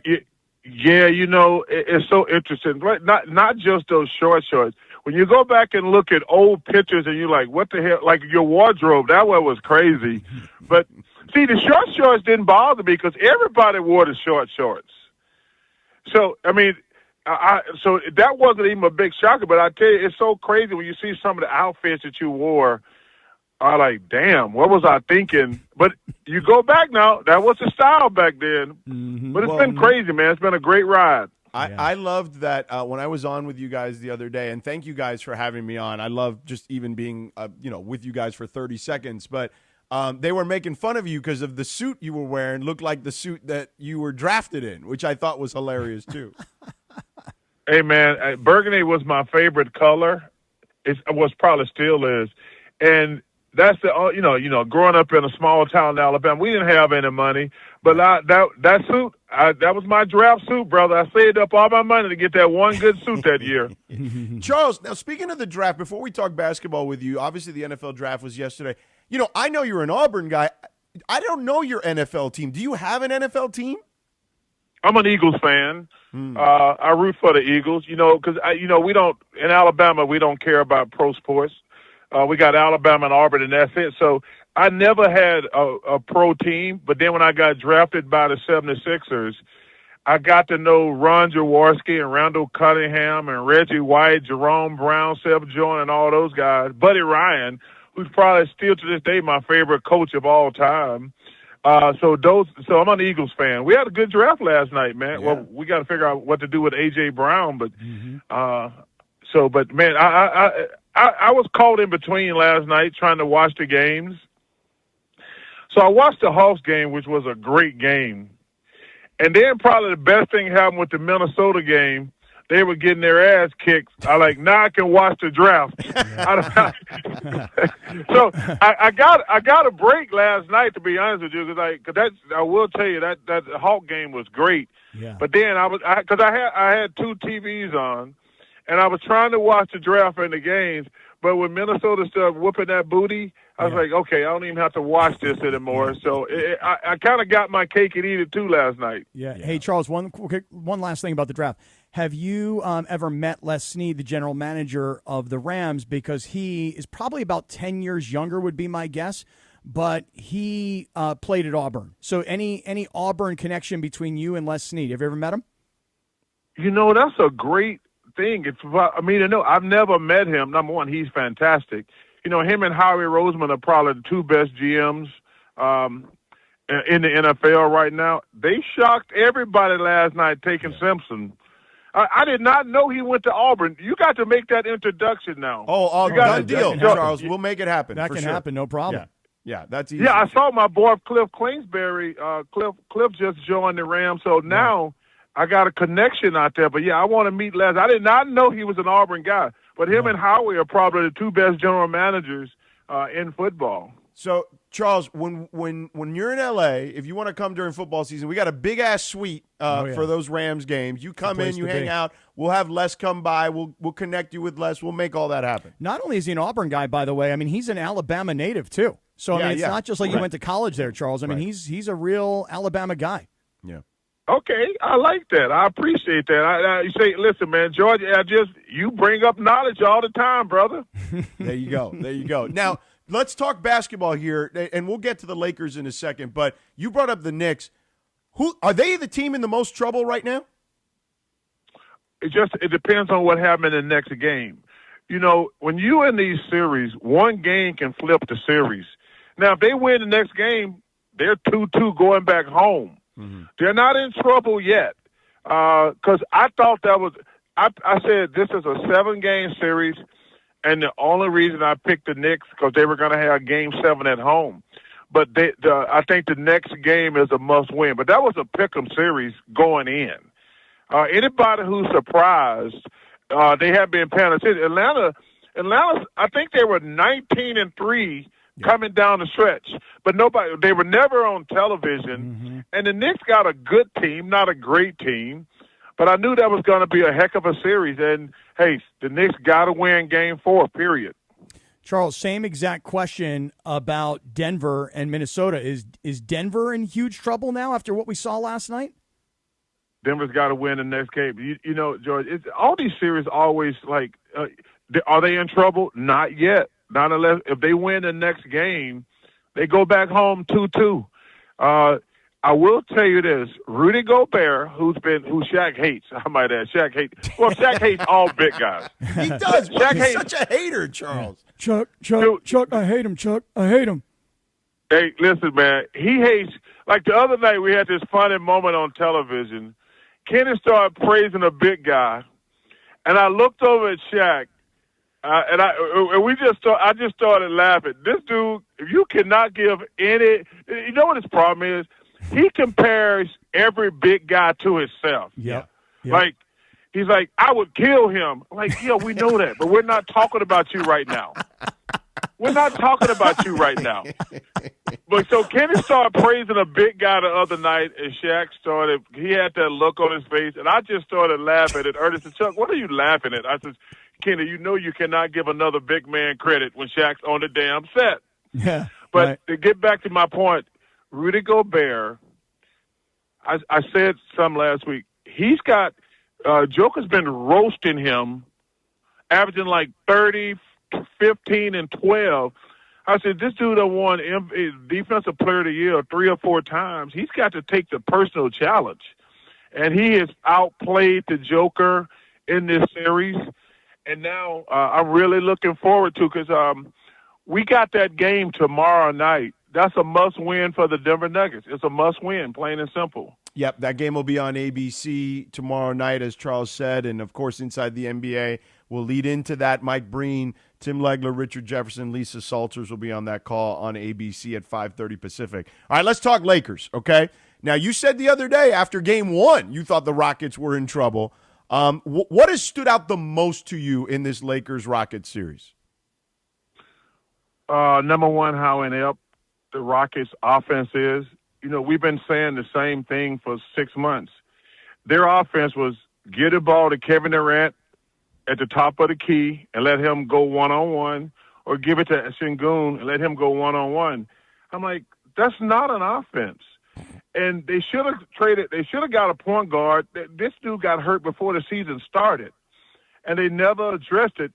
They were going to have, when you got Kevin and Sengun, you're going to have some success against most teams, because half the teams in the league were tanking all year.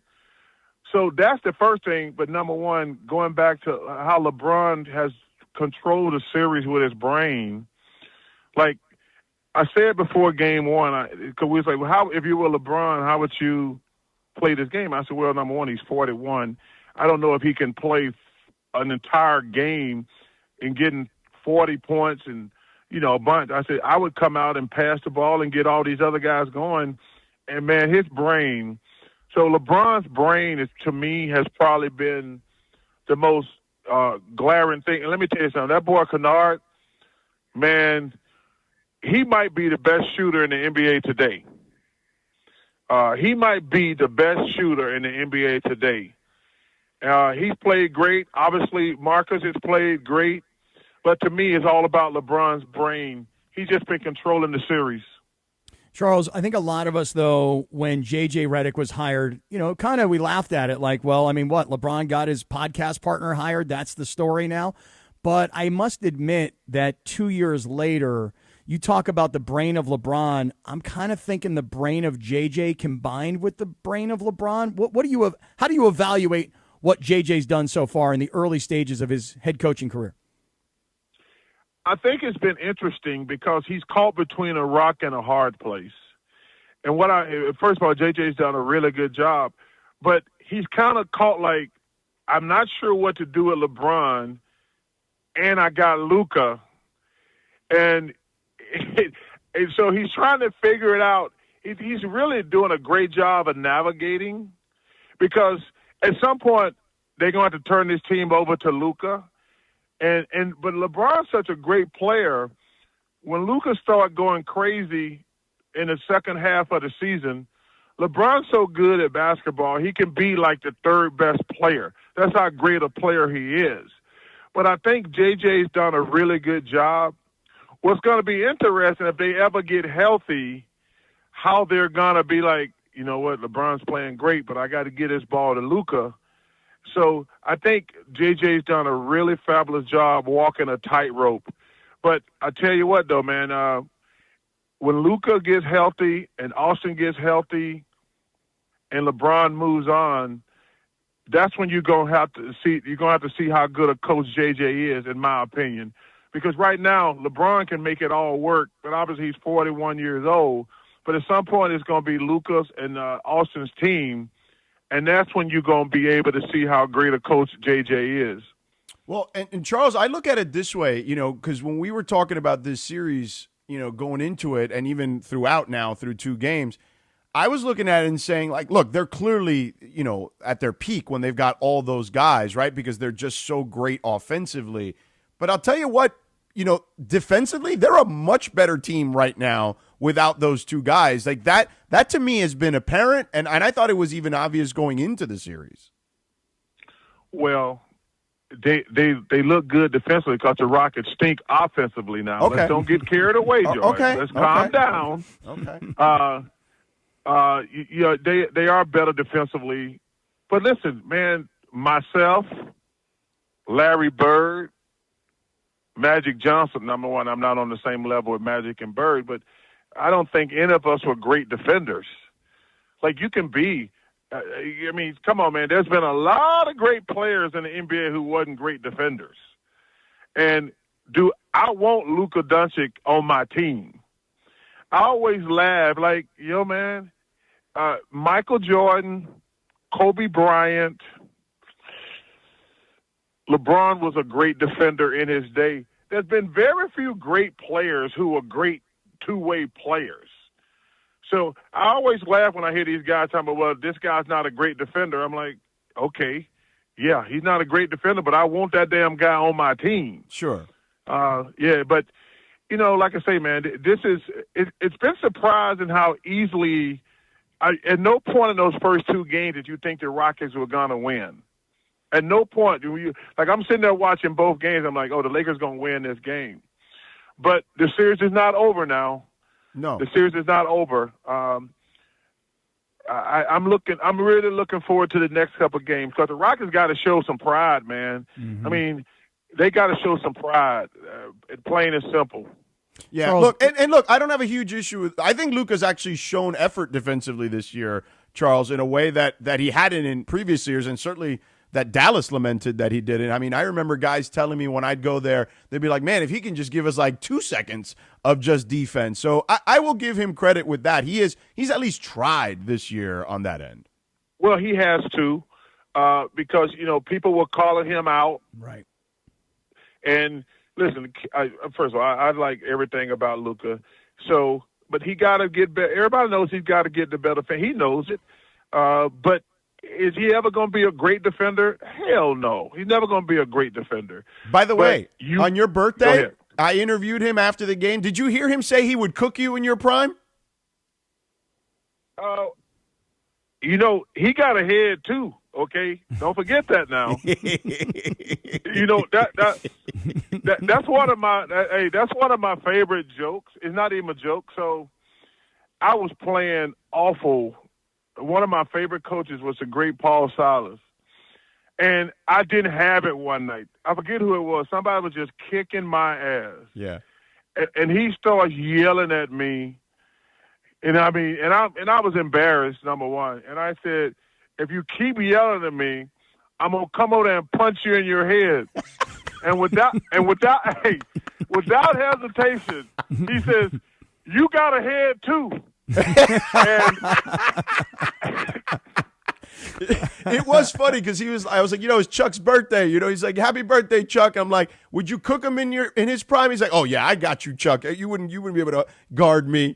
But yeah, he does have a head. You're right. He would. Hey. He got a head. He wouldn't be able to guard me either. So, man, I tell people, man, it was so funny. It was so intense in the locker room. And when Paul shot back immediately, "You got a head too," the whole locker room just started laughing.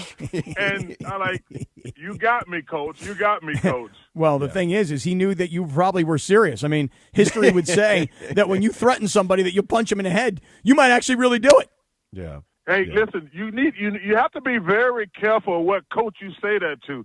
Yeah. I made the mistake of telling it to a tough guy, Paul Silas. I probably should have told one of the other coaches that I was going to hit them in the head. Yeah. Hey, Chuck, I was in OKC obviously the other day, as you know. The Jalen Williams injury. It looks like only grade 1, which is the best case scenario.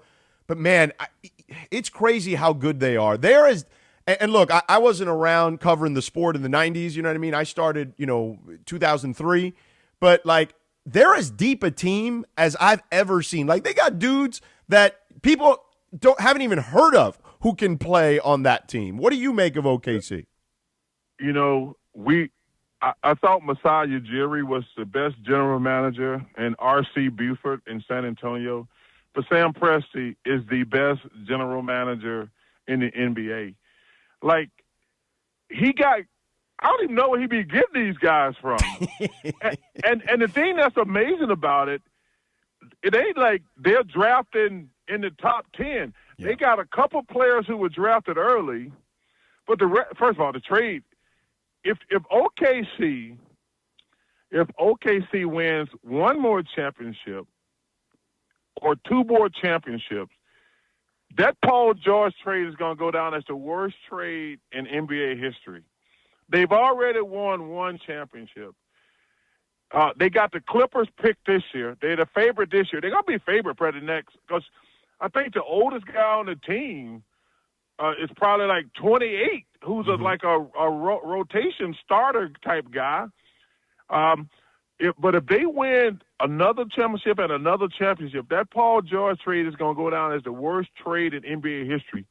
But to get back to your point, man, they got guys that people never heard of that are fantastic players. I mean, you got to give them some credit. They must have the best scouting service in the NBA. Like I say, if you're in the lottery, yeah, it's easy to get Chet Holmgren, and I think Jalen is probably a top 10 pick.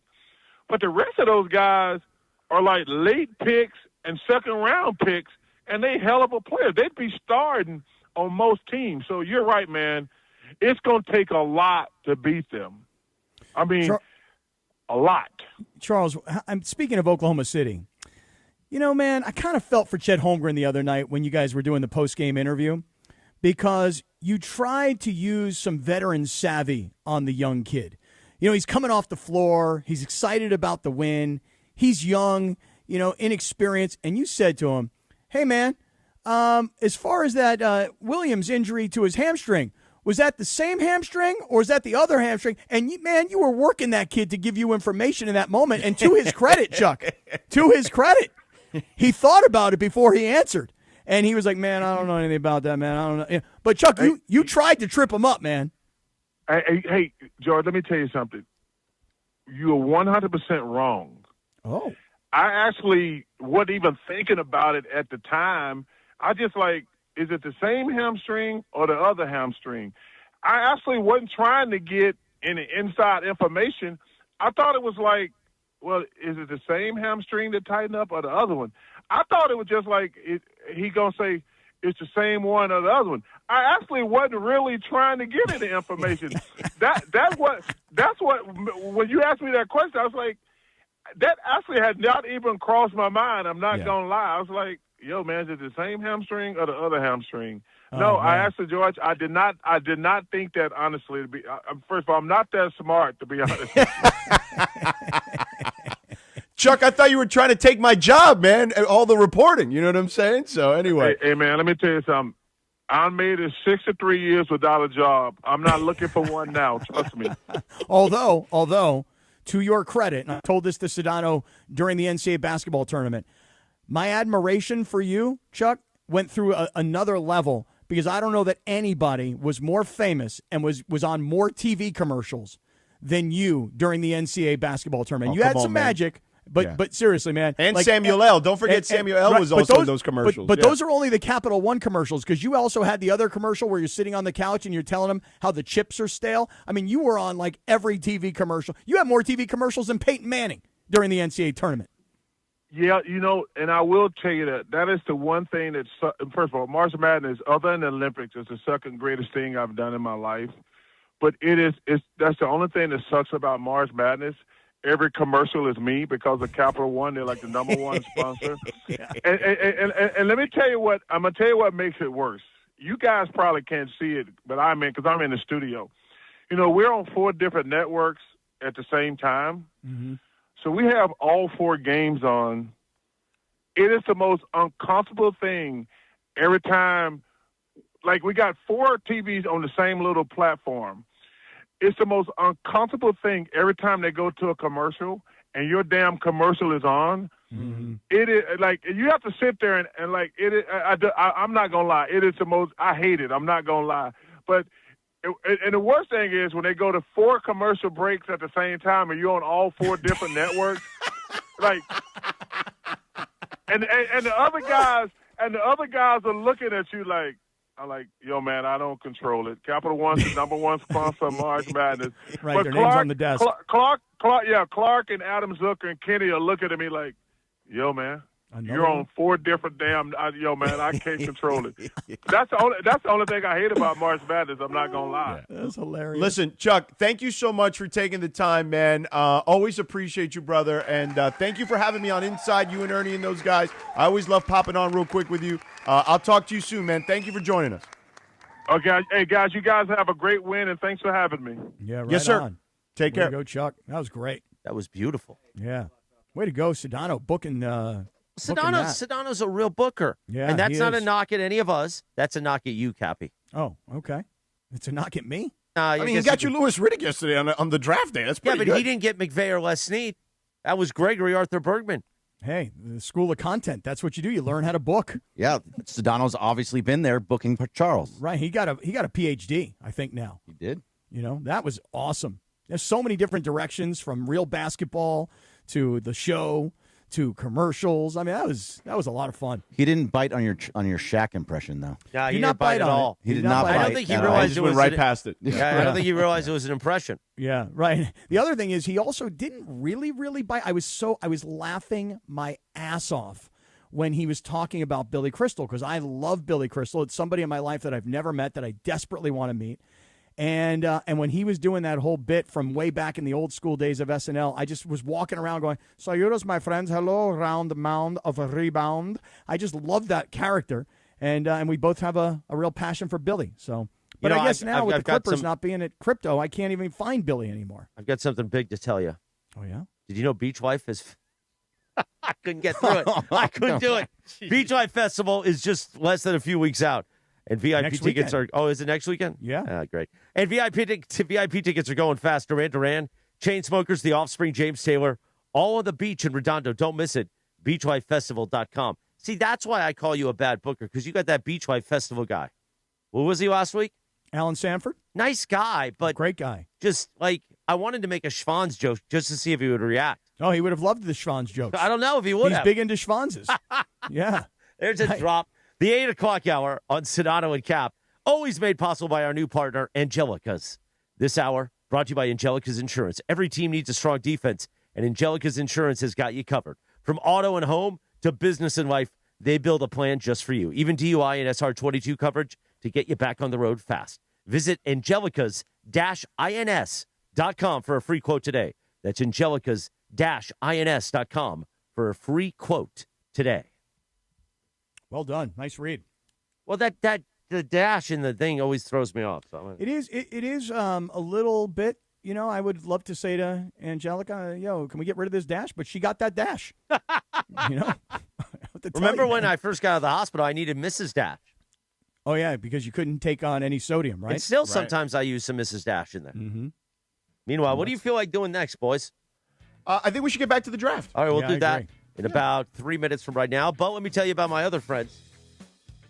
Who dat? Bellflower's Party Pal, the great John Good. St. John Bosco's own Kevin Rivas. John Good, Kevin Rivas over at George Chevrolet in Bellflower, right off the 91 freeway. You're on that 91 freeway, you see the Lakewood exit, bam! Get off the freeway and say, hey, John Good, I hear you're Bellflower's Party Pal. Hook me up. It is truck month over at George Chevrolet. So you want a Silverado? Silverado 1500s. Silverado HDs. Silverado EVs. Silverados everywhere. Or maybe you want a Colorado. Get a truck. Be a real man. Feel like a real American. It's truck month at George Chevrolet. Right off the 91 freeway. Lakewood exit. The city of Bellflower. As I like to remind you, where's my cup? Oh, here. as I hold it up to the camera. George Chevrolet, 7-time dealer of the year. That's 7 times. Bam! Bam! Bam! Bam! Bam! I'm not done. Bam! Bam! That's a lot of bams. 7-time dealer of the year, proud partner of ESPN LA, great in the community if you're on the east side, the west side. Maybe you're on the South Bay, okay? Or you're right there in the heart of it in Bellflower. Go see George Chevrolet. They're going to hook you up for Truck Month. And when you walk in and see Bellflower's party pal John Good and Kevin Rivas say, Bam Boy! Ooh, Bam Boy. That's a new one. Bam Boy sent you. There we go. All right, we're going to talk NFL Draft on your home of Rams football in 3 minutes from right now on ESPN LA. ESPN LA is your home of Rams football. Your home of the NFL Draft. Because Kevin Demoff is here as well, the Rams COO, joining us right now. This is your 18th season with the Rams. You've been through this 27 times in your career over the years. What's different about any of them? Are they all kind of procedurally at least the same? Still my favorite day of the year, really? NFL calendar-wise. Like, it's the most fun your organization has a chance. LA's football station, ESPN LA. LA's biggest pizza party is back. Pizza City Fest returns to LA Live April 25th and 26th. Bigger, bolder, and cheesier than ever. 40 of Southern California's top pizzerias. 2 epic days. 1 massive celebration of pizza. An all-inclusive ticket delivers unlimited pizza tastings, unlimited beverages, and unlimited desserts. All for just $99. Pizza City Fest at LA Live, across from Crypto.com Arena, April 25th and 26th. Tickets on sale now at LALive.com/Pizza City Fest. Guaranteed! Hey guys, if you're heading into summer without a medical emergency kit, you're taking a risk most people don't think about until it's too late. Summer colds linger and can turn into sinus infections that could last for weeks. Getting sick right before vacation can derail everything. And when you're traveling, finding a doctor and a pharmacy can be really stressful. That's why I ordered a medical emergency kit. It's like having an urgent care and a pharmacy right at home. It includes essential prescriptions like amoxicillin and generic Z-Packs to treat wide ranges of common and serious illnesses. So if you wake up sick, at home or on the road, you already have what you need. No waiting for your doctor, no hours at urgent care, no pharmacy lines, no copays. You just match your symptoms to the right prescription in your guidebook, or you call the telemedicine doctor standing by. Start on your bed sooner and feel better faster. Every home needs at least one medical emergency kit. Order yours online in minutes and it's shipped to your door. Save $45 with our promo code 710 at urgentcarekit.com/710. Promo code is 710 at urgentcarekit.com/710. Evan Cohen here. Did you know the average employer sorts through about 250 resumes for one job opening? That's a lot of time reviewing applications. Well, if you're hiring, here's good news. You can now review resumes and applications faster thanks to ZipRecruiter. With ZipRecruiter's new feature, qualified candidates who are very interested in your job show up at the top of your list. No wonder ZipRecruiter is the #1 rated hiring site based on G2. Try it for free at ZipRecruiter.com/sports. That's ZipRecruiter.com/sports. Evan Cohen here. In life, as in sports, the pros make it look easy. That's why pro golfers like Jason Day, Ben Griffin, and Patton Kazire trust the pros in lawn care. True Green. They have the experience and expertise to give you a lawn worthy of the PGA Tour. And since True Green does the work for you, you get more free time, or more tee times. So stop stressing over your lawn and start loving it. Sign up now at TrueGreen.com because nobody makes it easier to get a golf course quality lawn than True Green, the official lawn care treatment provider of the PGA Tour. LA's only local sports morning show, the Sedano and Kap Morning Show. Hi, this is Matthew Stafford of the LA Rams. It's Sedano and Kap. Oh, look at that. Thank you, Matthew. Oh, Matthew Stafford. 8:33 on a Friday. Little Bony King. You know, Sedano loves the oldies. He loves a little Stand By Me. When the night... Oh, I was nervous. I didn't think I was going to make it. You got it. I got it. On this day in 1961... the song Stand By Me by the great Bony King was released. Today is also Pigs in a Blanket Day, Cappy. Oh, I love pigs in a blanket. Love them with like yellow mustard. They're awesome. You know, Trader Joe's has a nice pigs in a blanket. Yes, they do. They in do. The frozen section, right? Yeah, absolutely. It's very nice. By the way, you know who's coming up, Sedano, at 9:30 this morning?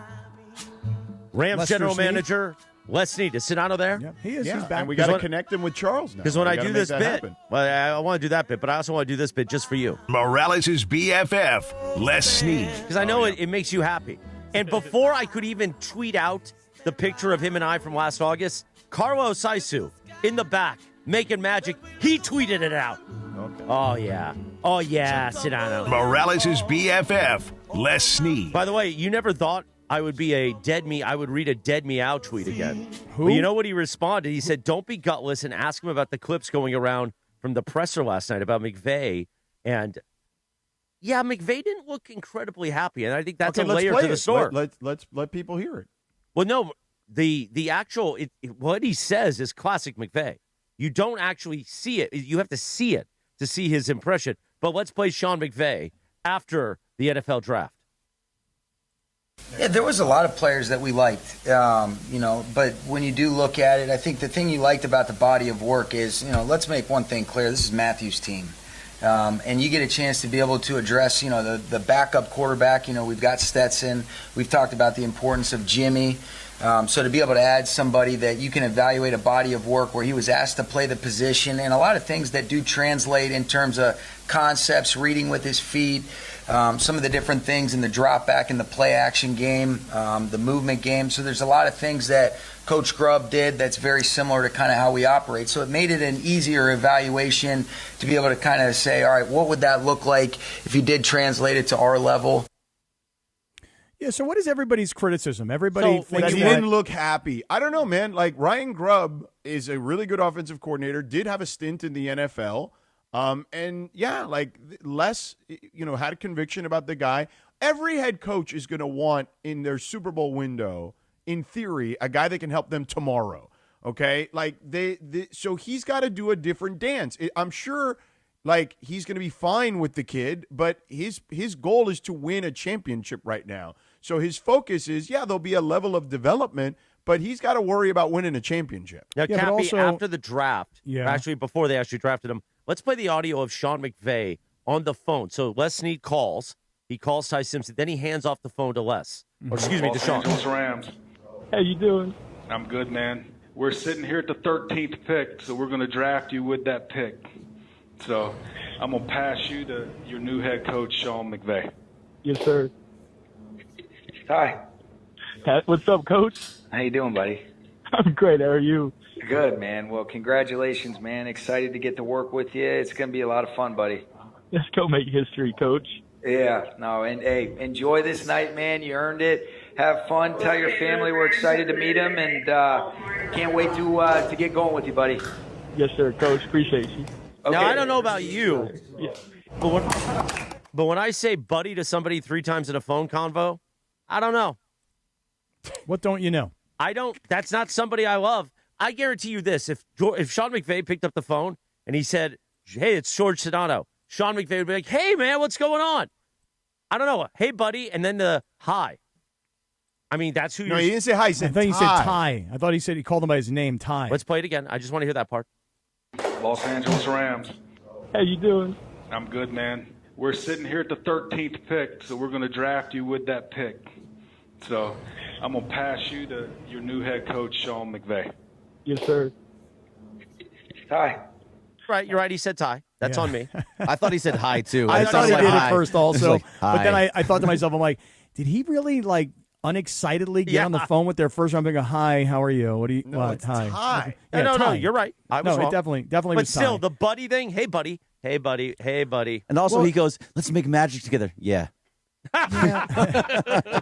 Yeah, but on the other end is McVay going, yeah, bro, we've already been making magic, and by the way, we plan on making magic again this year. Yesterday, George, when Coach McVay was on, I definitely felt like, because I brought up to him the notion that there's been talk about Jimmy G possibly retiring, and he said something like, yeah, like he just kind of extended it. He didn't say, no, or bringing Jimmy G back. It seems to me like they probably know that Jimmy Garoppolo is not going to be with them this year. Now, look, on the other hand, if you're McVay and everybody who's trying to make this story into he's not excited, he's not happy, this is not a contributor this year, et cetera, I guess there is some stress around, well, wait a second. We think we're a Super Bowl ready team this year, and you're telling me that we may go into the season without a veteran, experienced backup quarterback when we have a 38-year-old quarterback who's taken a beat down his entire career. So I guess that there could be some, I would call it, trepidation from Sean McVay's perspective. Those two guys, Les Snead and Sean McVay, have always been a unit. They've always been on the same page. Is it conceivable to think that perhaps they were not, but Les gets to make this call and Sean has to live with that? Maybe. Yeah, possible. Maybe. So that is what Chris Canty hinted at earlier this morning on Unsportsmanlike. So, Lindsay, let's play that cut. I don't know that this is a decision that everybody within the franchise was fully on board with, and this has to be an organizational decision. Everybody has to be in lockstep, and it certainly doesn't feel like that. It feels a lot like what we saw with Shedeur Sanders being drafted in the 5th round last year. The optics of that. Andrew Berry drafted him, and you saw how both of them looked in that moment. It was clear that Kevin Stefanski wasn't on board with the Shedeur Sanders pick, and that Dylan Gabriel was his guy. It felt a lot like that last night. It's clear that Sean McVey wasn't on board with this direction, and this is Les Snead's guy. Yeah. So you set up the verses within a franchise that has a reigning MVP, and that was just in the conference championship game. You've created a lot of controversy, like it or not, that was unnecessary while your team is trying to contend for a title. Okay, first of all, I will start with clearly. First of all, you don't know it's clearly because you're not in their room. So let's start with that, okay? Second of all, what I will agree with him is, yes, of course, what we already addressed. He's going to want guys that can help him tomorrow, okay? That would be obvious. Any coach would be in that scenario, all right? But what I would say is the comparison to Cleveland is patently absurd. Well, okay? Here's why. Because Cleveland had already taken a quarterback well before Shedeur Correct. Sanders. So it's not like Cleveland at all. And they didn't have a quarterback at all. Is the point. Like, this kid gets to learn from Matthew Stafford. This is not the same situation at all. Like, that is as silly. And listen, Canty's great. Don't get me wrong. And I would tell him to his face, that is as silly an assumption as there is, or a comment as there is, because it's not even remotely the same stratosphere. The Cleveland Browns had already taken Dylan Gabriel. Great job, Sedano. See, that is why we played the Canty sound. We wanted to tickle the couillons and get you going. Oh, that's beautiful. That's going to be a promo that runs 400 times during Mason and Ireland today. Nice. Look, the Cleveland Browns. Travis too, or just I'm going to Mason feel Allen? like Barkley watching the Capital One commercials during March Madness. Tickle the couillons. Cleveland had already taken Dylan Gabriel. They already had drafted a quarterback. Yes. Shedeur Sanders was falling down the board over and over and over again. Why would you have taken a quarterback? By the way, it actually turned out to be a good thing for the Cleveland Browns because Shedeur Sanders ultimately ended the season as the guy who they probably organizationally have more confidence in his future than Dylan Gabriel. So, and I'll just say this, George, this situation with drafting Ty Simpson, I don't think it really it reminds you of Green Bay and Aaron Rodgers and Jordan Love for one reason, because you have an older veteran quarterback and the organization is playing the long game rather than the immediate game. That's what bothered Aaron Rodgers back then. I'll give you one other comparison. Last year, 2 years ago rather, when the Atlanta Falcons signed Kirk Cousins as a free agent and then went into the draft and drafted Michael Penix, that really upset Kirk Cousins. Right, but that's different, too. Of course it's different. You just allocated a ton of funds to one guy and then drafted a guy as well at the same time. Both of those situations, Aaron Rodgers, Jordan Love, and then Kirk Cousins and Michael Penix, and even Cleveland, keep going, Dylan Gabriel and Shedeur Sanders. These are very, very different situations. And here's what I would add, okay? You'll remember this name. The Green Bay Packers have been drafting quarterbacks when they have a quarterback for a long time. Do you remember their old GM from the 90s, Ron Wolf? Ron Wolf, of course. Ron Wolf was one of the most successful drafters in NFL history. And you know what he did? He drafted quarterbacks every year in all sorts of rounds, okay? And he did so because he also saw them as commodities, okay? He had at one point, with Favre, he had Mark Brunell on the roster. He had, what was the kid that went to New Orleans? Aaron something or other. Okay, I know who you're talking about. Okay. Okay. I'm not. Anyway, him, Matt Hasselbeck, right? All those guys were on the same roster. George, at one point, Kurt Warner was in training camp. Kurt Warner was in training camp with that group at one point. And all those guys ended up getting traded for more picks. So I'm not – and look, I think Ty Simpson will probably be the heir apparent. But it again, at the very least, they are commodities that people will be interested in. Look, Ty Simpson is not likely. It's a 1 in 5 million chance that Ty Simpson helps the Rams win a Super Bowl this year. I mean, the numbers are completely against Ty Simpson having any impact on the Rams season this year, unless, of course, Matthew Stafford gets hurt. And that's why you decided to go into the draft and draft a kid that you think has a lot of upside potential. But, again, I would argue this. Could they have drafted an offensive lineman, and could that offensive lineman have been plugged in or play a role on this year's team? Yes. Could they have drafted a wide receiver, and might that wide receiver be a guy who could be impactful in this year's team? Perhaps. They've got a lot of good wide receivers, by the way. They're not just 2 deep. They're about 4 deep. Yeah.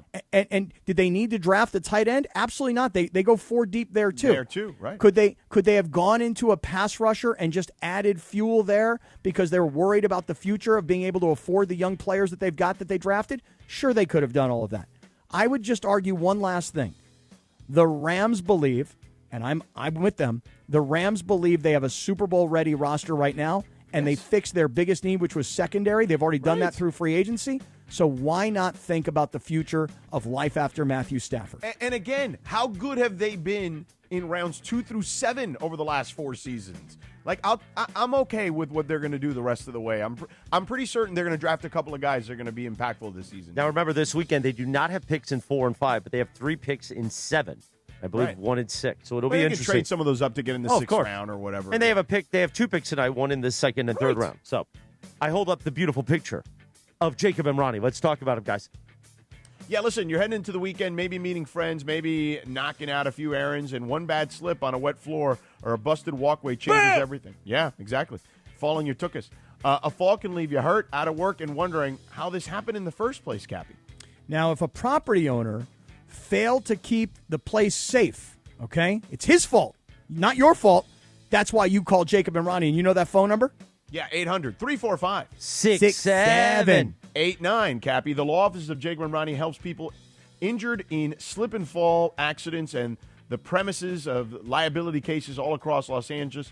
So, look, here's the thing. They know these claims are often more serious than people think, Cappy. So call them at 800-345-6789 or visit them at calljacob.com for what, Cappy? For a free consultation and a no-obligation case review. And remember this. This is super important, everybody. There is no fee unless we win. So it costs you nothing to find out where you stand when you call Jacob. Yep. Call them at 800-345-6789. Thank you so much. 6-7. The Kings look to extend the series this Sunday on home ice. Yeah, that's not happening. Yeah, but you could be there and root on the Kings. If you haven't gone to a Kings game, listen to Sedano and Kap today during the Sam Boney segment. All right. For your chance to win a pair of tickets to see the Kings take on the Avalanche in Game 4. Don't miss your chance to be there for playoff hockey only with ESPN LA. 6-7 LA. We return in 2.5 minutes right here on LA's only local sports morning show, the Sedano and Kap Morning Show on ESPN LA. This is the Sedano and Kap Morning Show. Hey, guys, the regular season is wrapped and the NBA playoffs are finally here, and there's no better way to cash in on the high-flying hoops action than Prize Picks, a preferred partner of the NBA. Every bucket, every dime, and every win means more when you're playing on Prize Picks. So don't pass up your next shot with Prize Picks and get $50 instantly in lineups when you play your first $5. And right now, it's the Do It Live 2026 NBA Finals Sweepstakes.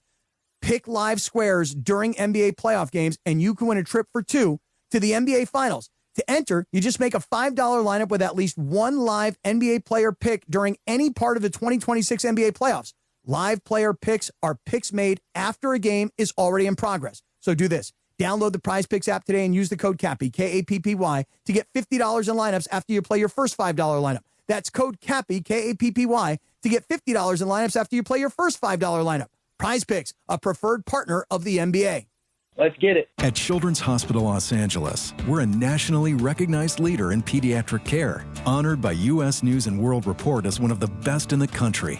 Here, we achieve amazing breakthroughs that change lives. From groundbreaking cancer therapies that offer new hope to young patients, to advanced heart procedures that save lives, we partner with families to conquer challenges and achieve extraordinary outcomes. Choose the best care for your child at chla.org. My name is Christine, and I'm a widow. My husband, Ryan, was a healthy 34-year-old, and 3 months later, he was gone. Thankfully, he had life insurance. Ethos made it so easy. You can get a quote in seconds, apply in minutes, and get same-day coverage. 100% online, no medical exam. Life insurance didn't take away the loss, but it did give us the space to just grieve. Get your free quote at ethos.com/game. Ethos.com/game. Paid spokesperson. Time spent on application may vary. Online health questions required. Evan Cohen here. Game day brings the excitement. Your stay should feel just as memorable. With Marriott Bonvoy, official hotel partner of the NCAA and U.S. Soccer, you're connected to a portfolio of brands designed for how you travel. Some offer complimentary breakfast, others give you room to spread out, space to stay productive, or extended stay comforts. So whether you're a traveling fan or part of the team, Marriott Bonvoy celebrates the moments that live on before and after the game. Marriott Bonvoy, where game day checks in. Hey, this is Rich Eisen. You're starting your day with the Sedano and Kap Morning Show on ESPN LA. Don't forget my show. The Rich Eisen Show is coming up this morning at 9 on 710 ESPN and the all-new ESPN LA app. Now, back to the Sedano and Kap Morning Show. Early in the morning when we start. Well, Surfing Safari, Jack. 8:50 of the Sedano and Kap Morning Show. In case you didn't notice, it's a Beach Life Friday, presented by the Beach Life Festival. You going to be playing surfing songs out there, Cappy? Probably. I would think so, for sure. Don't miss Beach Life Festival, May 1st through the 3rd in Redondo. Cappy's going to be there. Featuring Duran Duran, The Chainsmokers, The Offspring, and James Taylor. Get your tickets now at beachlifefestival.com. I want to just say that Sunday night, James Taylor. I've never seen James Taylor. I'm a huge James Taylor fan my entire life. Never have seen James Taylor. So Sunday night, I know it's Sunday. A lot of people like to prep for the week that is ahead. But I'm telling you, an opportunity to be down at the beach in Redondo, to see James Taylor, to see Sheryl Crow. It's going to be an awesome night, and I hope to see everybody out there. Coming up at the top of the hour, the Rich Eisen Show terrestrially. Of course, Rich in Pittsburgh, reacting to night one, getting you ready for rounds 2 and 3 tonight. He's anchoring the coverage on NFL Network. So don't miss the Rich Eisen Show. And at 9 o'clock for us on YouTube and on the all-new ESPN LA app, Sam Patesh will be in here to talk some LA Kings. And Rams general manager Les Snead joins us at 9:30. And really, I think the conversation we've been having is not only what he did last night by picking Ty Simpson, but what's ahead. All the picks ahead, 2 and 3 tonight, 3 picks in the 7th round. It's all exciting, and that's really where the team gets built out, Cappy. Yeah, I'm sort of hopeful that the Rams from here on out, in my opinion, they don't need receiver. They don't really need – I mean, I guess you could always use a little bit of help in the secondary. Bodies are good because players that play in the secondary, George, are players that you can use on kickoff coverage, kickoff return, punt coverage, et cetera, et cetera. So special teams guys that are really versatile.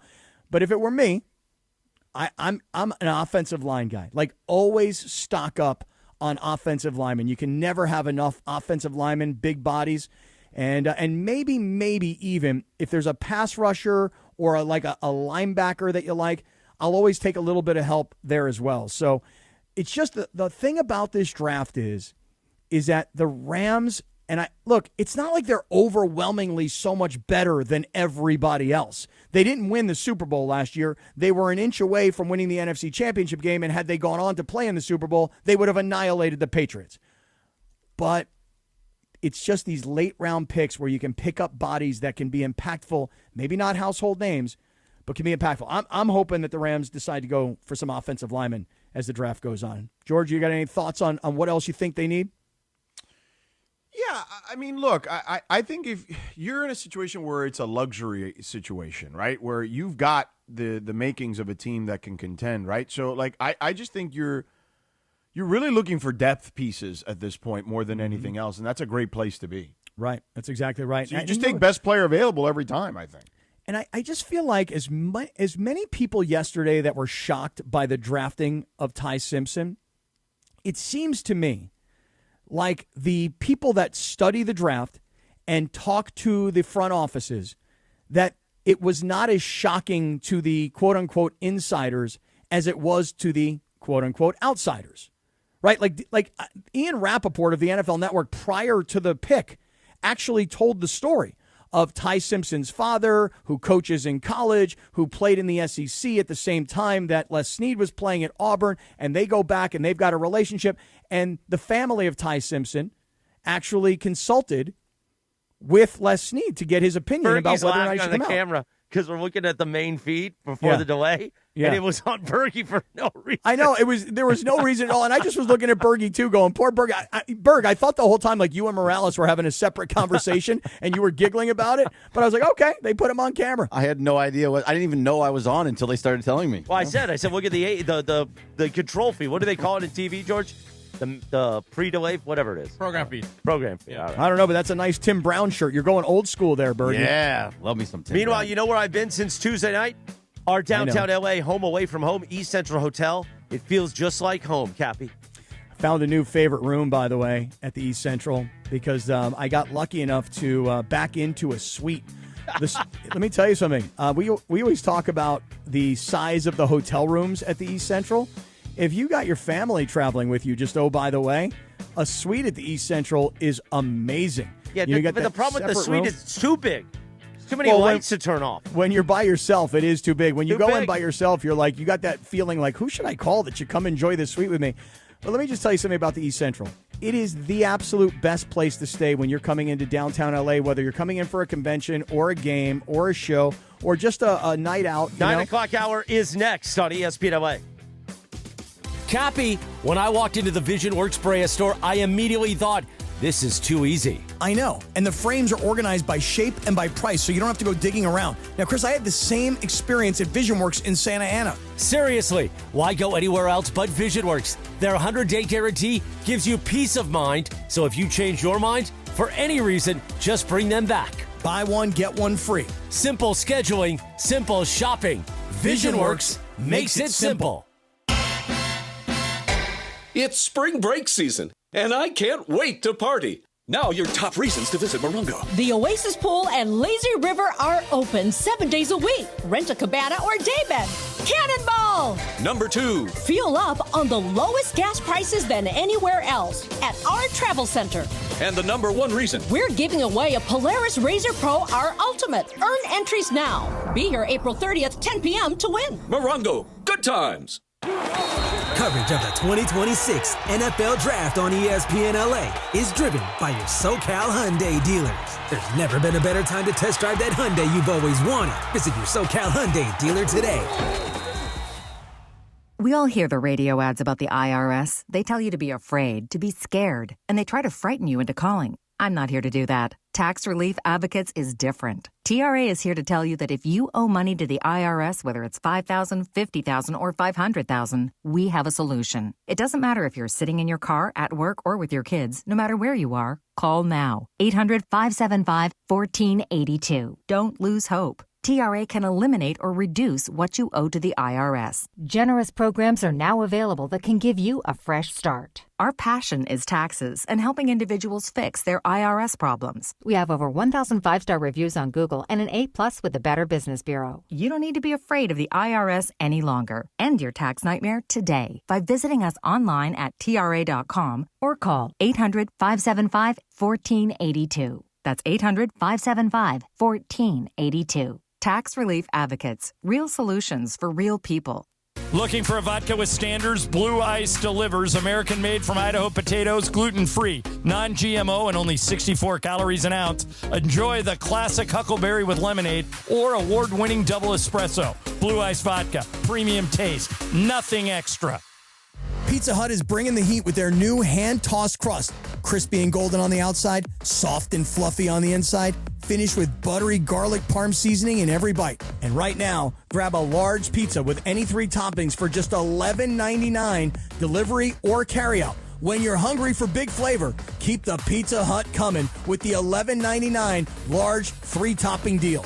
Order now at pizzahut.com or download the Pizza Hut app. Limited time offer. Additional charges for extra cheese and toppings, stuffed crust, and original pan.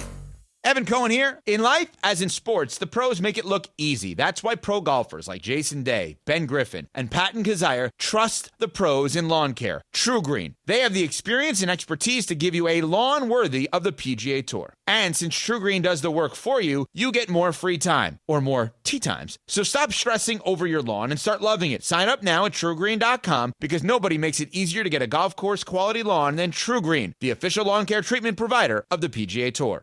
Harry Douglas here. Let me ask you something. What if you can enjoy the taste of a cocktail, the warmth of a spirit, and still stay fully in control? That's RK Zero Proof, a pioneer in the alcohol-free spirits category. RK delivers bold flavor and a real warming sensation with zero alcohol, zero sugar, zero carbs, and zero calories. Perfect for nights out, social gatherings, or anytime you want the experience of a drink without sacrificing tomorrow. Check it out at rkbeverages.com. That's ARKAY beverages.com. RK. All the flavor, none of the alcohol. The home of Rams football. Hi, it's LeBron. The Lakers play here. 710 ESPN. KSPN Los Angeles. A good karma Rams radio station.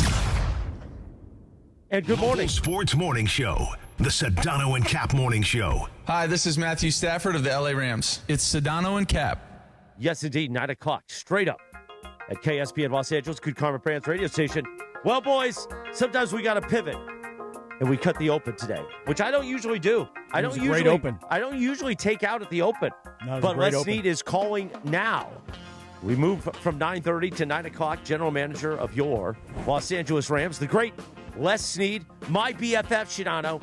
He is calling in right now. Bergie's talking to him, and we're looking forward to talking to Les Snead as he gets ready for rounds 2 and 3 tonight in Pittsburgh, as the Rams will be on the board. I actually appreciate Les calling in early because I have to kind of bolt a little earlier than I thought, too, for TV stuff. So, ooh, nice jacket you put on. And he is ready for us, general manager of the Los Angeles Rams.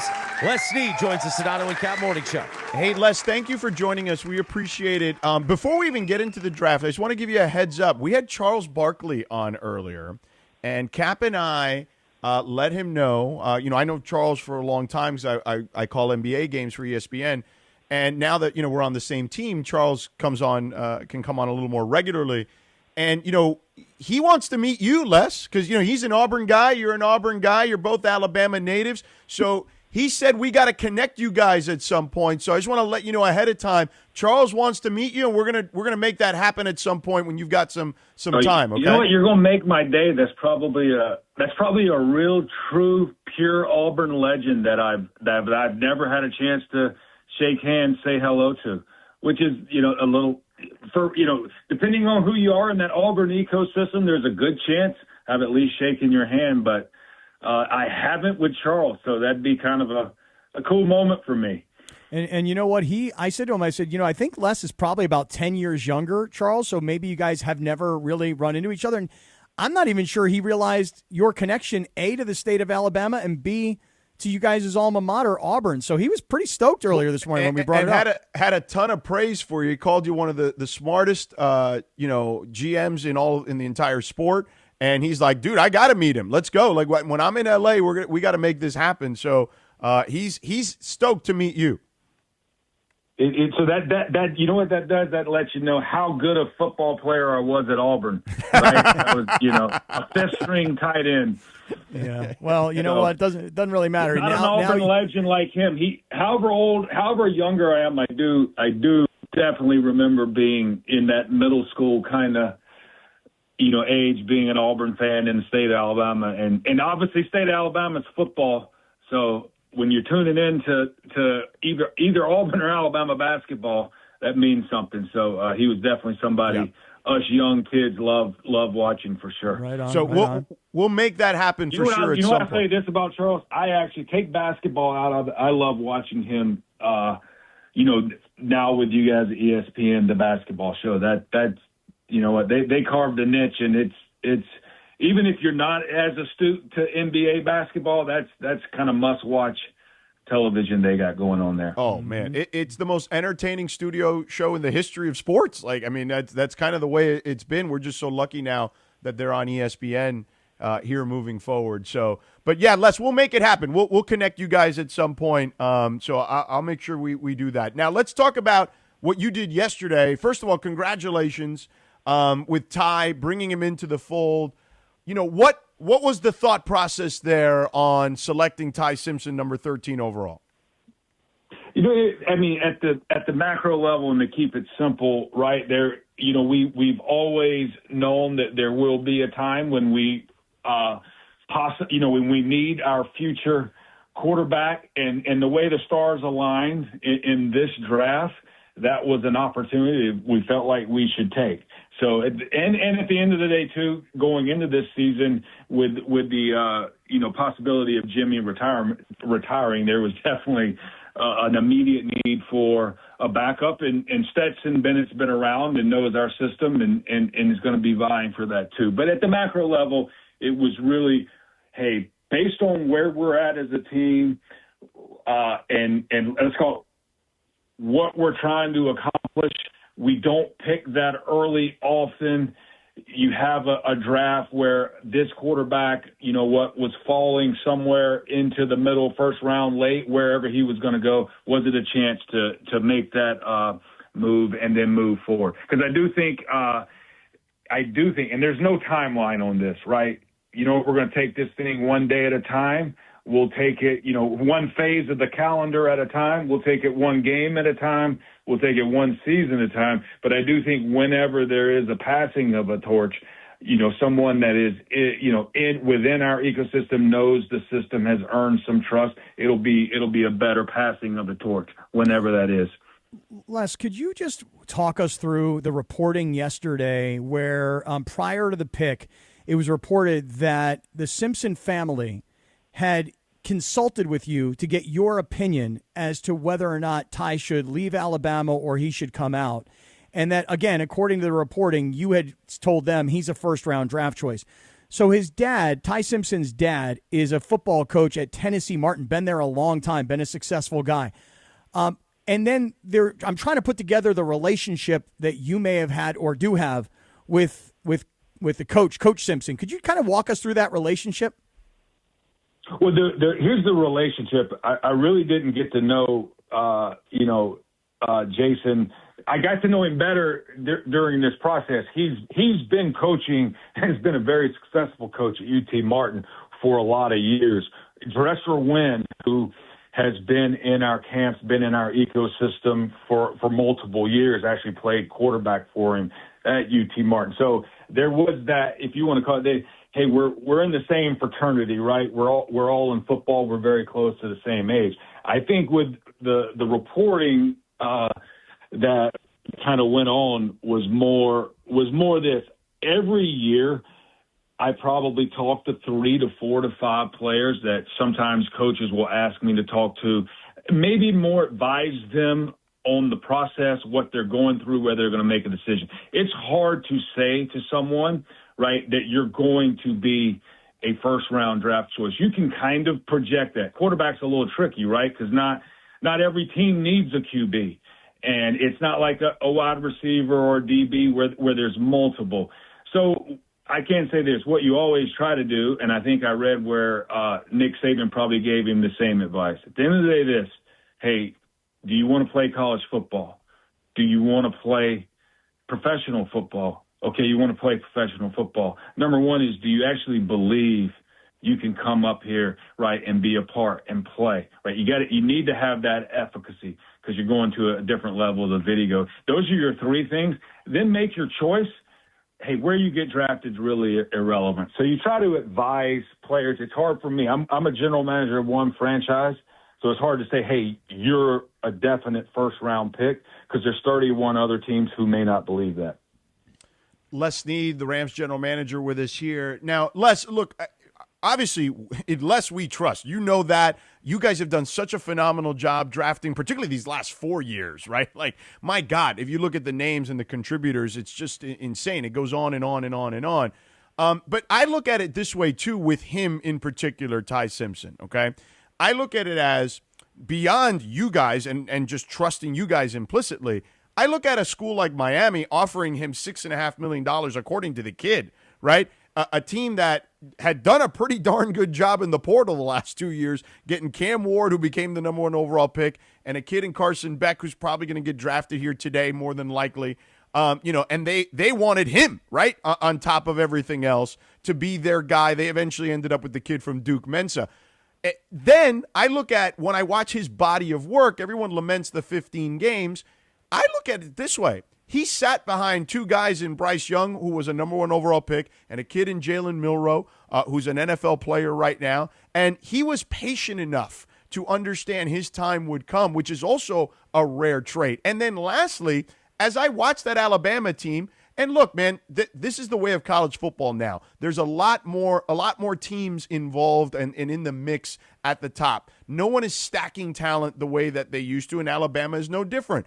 This is not the same Alabama team that Nick Saban was coaching. Their offensive line, to me, as someone who calls college football, looked not as good as in years past. They couldn't run the ball. There was a lot on Ty Simpson's shoulders last year, and I still thought he and the team had a very successful season. Just kind of your thoughts in regards to just the way I viewed it, and do you view it similarly? Yeah, I think you said it well. There's not a lot I can, add there in that. In the age, you started with the age of NIL, and even in the past, like I mentioned, when you maybe sit and try to help young men make decisions, and really you try to ask them questions so that they can make the decision for themselves. But nowadays, you add, let's call it 5-6 years ago, you were more talking about whether you want to stay in college or go to the NFL. Are you ready? Now you're talking about, well, there's real money involved in staying in college. And especially, I think I mentioned to every kid I talk to, you don't have to tell me what you're being offered, but I'm betting after taxes, you could probably save 95 to 90% of that. And nowadays, with the sum of the money, if you truly save 95 to 90% of after-tax money and put that away for 40 to 45 years, because these kids are 20 years old, take retirement age 65, let that compound at about 12 to 10 to 8% interest, and then look at that bank. So that's real if you're actually to be disciplined and safe. Then you get in, like you said, because there are teams paying, teams like in the SEC, some of the Alabamas, Georgias, they're not as they don't have as much depth from top to bottom. So it's a little more equity involved based on all that's going on. And in Ty's case, right, it was a cool journey to scout him starting for the first time. Heck, them losing at Florida State, that the kind of sky was falling, and to see them, Alabama team, him go through some injuries, fight through it, and actually at the end of the day, I guess earn a bid to the playoffs, and that would be what would be considered a little bit successful season based on all the things going on in college football. Les, let me ask you about a couple of reactions to this pick last night. The first one is Matthew Stafford, because Sean talked about how he called Matthew and let him know. And I think people assume that a starting quarterback on a Super Bowl-ready team would want something that could help him now. So everybody's got to worry about, what will his reaction be. So I would love for you to talk to us about Matthew Stafford's reaction when he heard the news. That's number one. And then number two is, people have watched you guys at the press conference last night, and people are thinking that Coach McVey didn't seem overly excited necessarily about the pick. Could you just give us your opinion on the reaction that Stafford had when he heard the news and what people think about Coach McVey's excitement level about the pick? I think Sean had a chat with Matthew before last night. So, and that's one thing that Matthew's definitely earned. And it's one of the things that we're working together to go through as Matthew is on his way to I would say this, a Hall of Fame career, right? Oh yeah. And he still has gas left in the tank, and big picture, our vision's always been, hey, let's make the most of this time with Matthew and his teammates. Let's chase special together, however long that means. I mentioned it at the beginning of the segment. There's no timeline on this.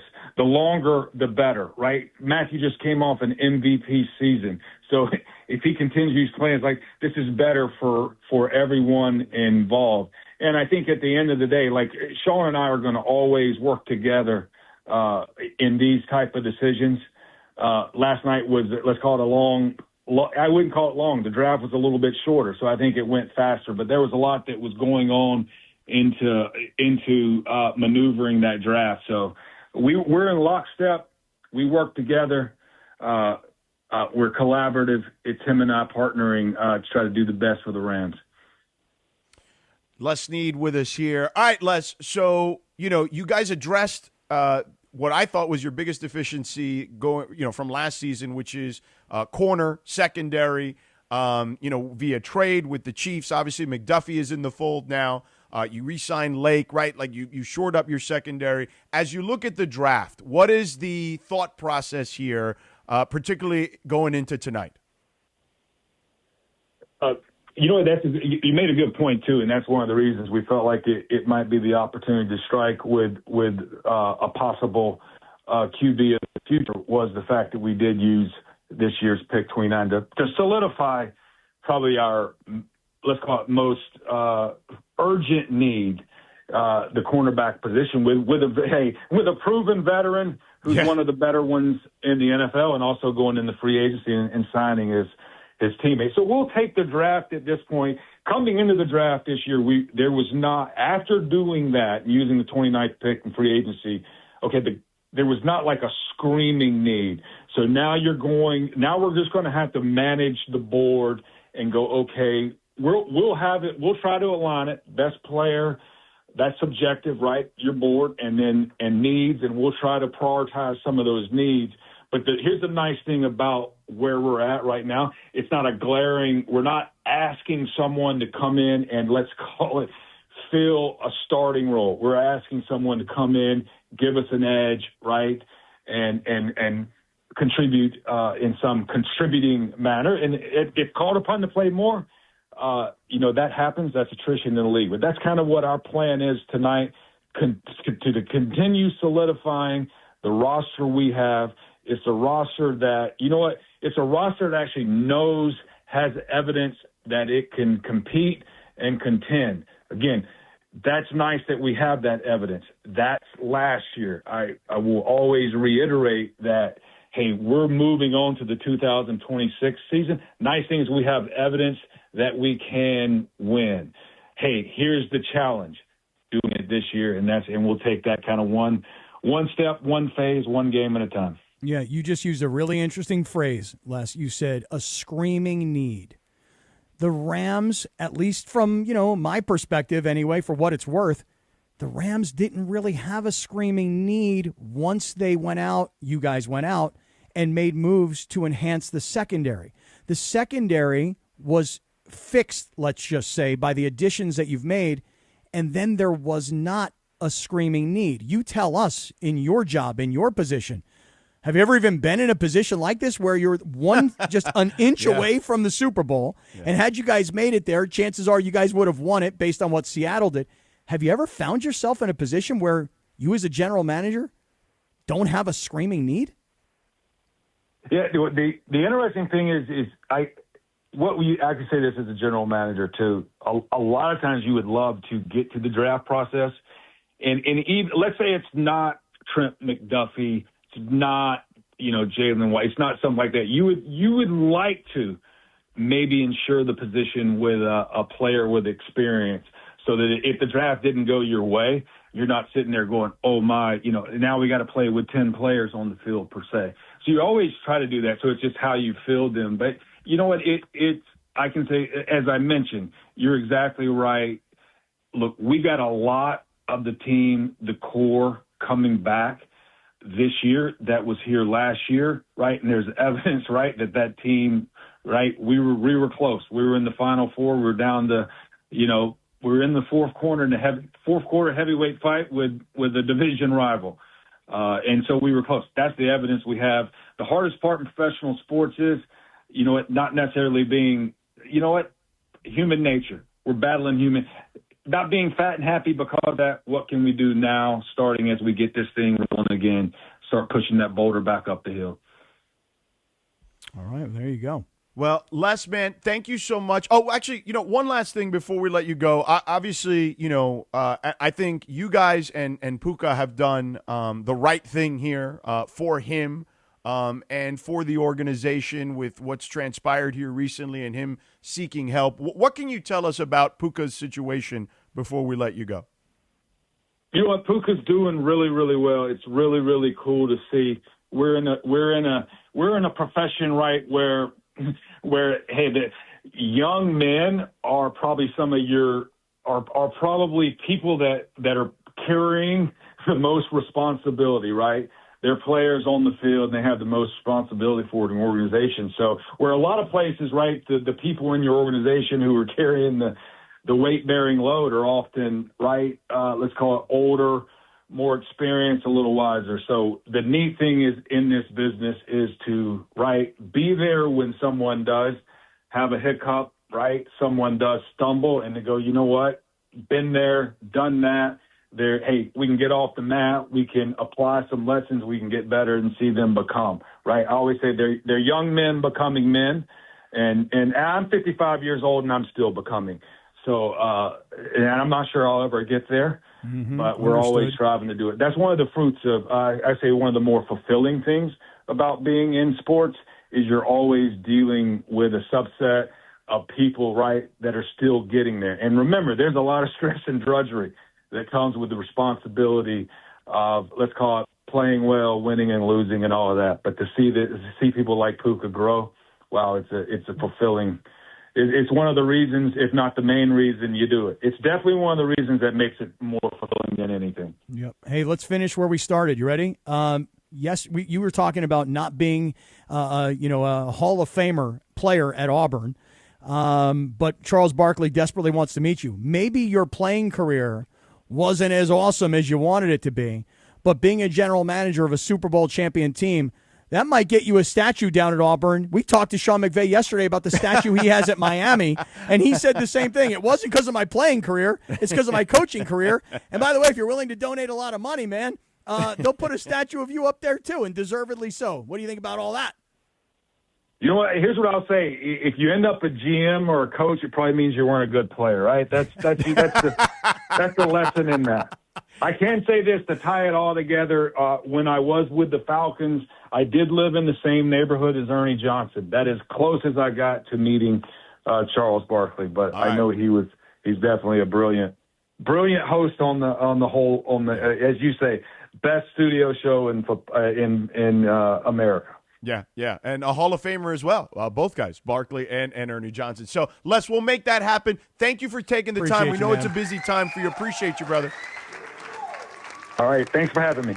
All right, there you go. Oh, Nice. God, he's amazing. Yeah, he's good. He's so good. By the way, Handsome. Cappy, two very solid questions in there. I mean, Cappy is good. I tried to tell you this yesterday. He's not good. He's good in moments. He's aight. Stop. No, he's not good. He's aight. There's a difference between aight and good. Listen, we're slowly – listen. What? Tell me. Sedano. No, this is for Sedano. Oh. We're slowly healing the wounds, okay? What wounds? I let him walk with me the other night. We did a video even though I didn't want to. Let him – I walked you like a dog. We're slowly healing the wounds. It's going to take me some time to be able to turn the cheek. Oh, yeah? Are you sitting on one cheek? No, I never sit on one cheek. Oh, you got two of them, huh? You got two of them. You're nice and comfy. I'm not like Geeter before the show yesterday. Boy, these guys were giving it to Geeter. Tinkling down my leg. Oh, geez, but I like George. nervous. When people are nervous, But that's good. That means he cares. Yeah. But he was amazing yesterday at breakfast. Oh, yeah. How was the breakfast with Breakfast Geeter? was really good. Breakfast really was good. great. Yeah. Yeah. See, here, Bergie? Yeah. Bergie, how'd you like Geet? Geeter was great. I really liked Geeter. He did a really nice job By yesterday. the end of the breakfast, Geeter was buttering Bergie's bagel. Oh, buttering Bergie? Bergie got buttered? There was cream Bergie's cheese bagel got smear buttered. all over that bagel. Oh, really? They got goat nice cheese. everything bagel on that thing? Or what? Yeah? Nice. No locks yet, but he has a lot of cream cheese. You know. Oh, that kid's getting the locks ready, though. Oh, yeah. Oh, it's beautiful. Wow. Quack, quack for the kids who may be staying home from school. Yeah, because we're they're in sick the today. Listen, if you're staying home from school, have some fun, kids.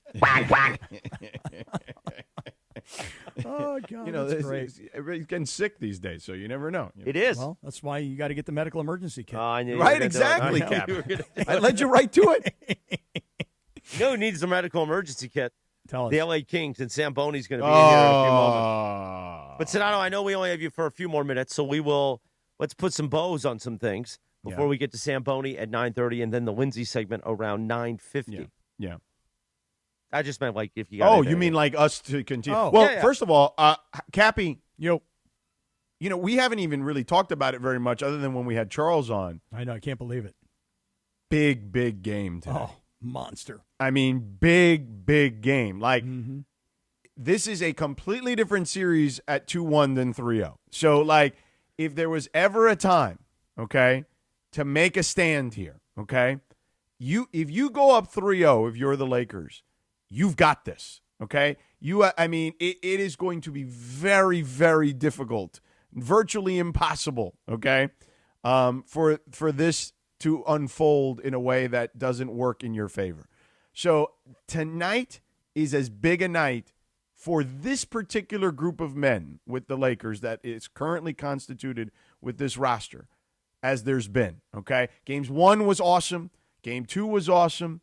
But now you're going to get, I would imagine, every ounce of desperation from the Rockets, and you have to be able to withstand that, particularly early on. I think you're going to have to weather the storm a little bit. Yep, and every ounce of energy from the home crowd. You know, that's what's happening, right? I mean, a lot of these teams, went on the road, and then when they come home and they play the first game at home, they got to get that win. I mean, just looking at Atlanta as an example. I mean, look at Toronto last night against the Lindsay's Cavs. And look at Minnesota. So, Right. I mean, listen, I'll just say this. Tonight's going to be the hard one. Tonight is going to be the hardest of all of these games thus far, certainly. Lakers had the luxury of being at home, sleeping in their own beds, getting healthy, practicing in their own facility, et cetera, et cetera. So tonight's going to be the really tough one. But let me throw something at you, George. Yeah. There is talk, and you can look at the injury report, and Austin Reeves has actually been upgraded to questionable. Now, doesn't mean he's going to play. And I'm not even sure what the answer is. Like, okay, because here's the thing. If Austin Reeves is able to play and is feeling as close to 100% as he can feel 23 or 20, what's today? Today's the 24th, so 22 days later. Correct. 23 weeks. Do you play Austin Reeves and go for the 3-0 win and try and just destroy the mind of Houston to the point where they just quit in game 4 because, like, hey, we're going to lose the series. Why do we have to fly back to L.A. to do it?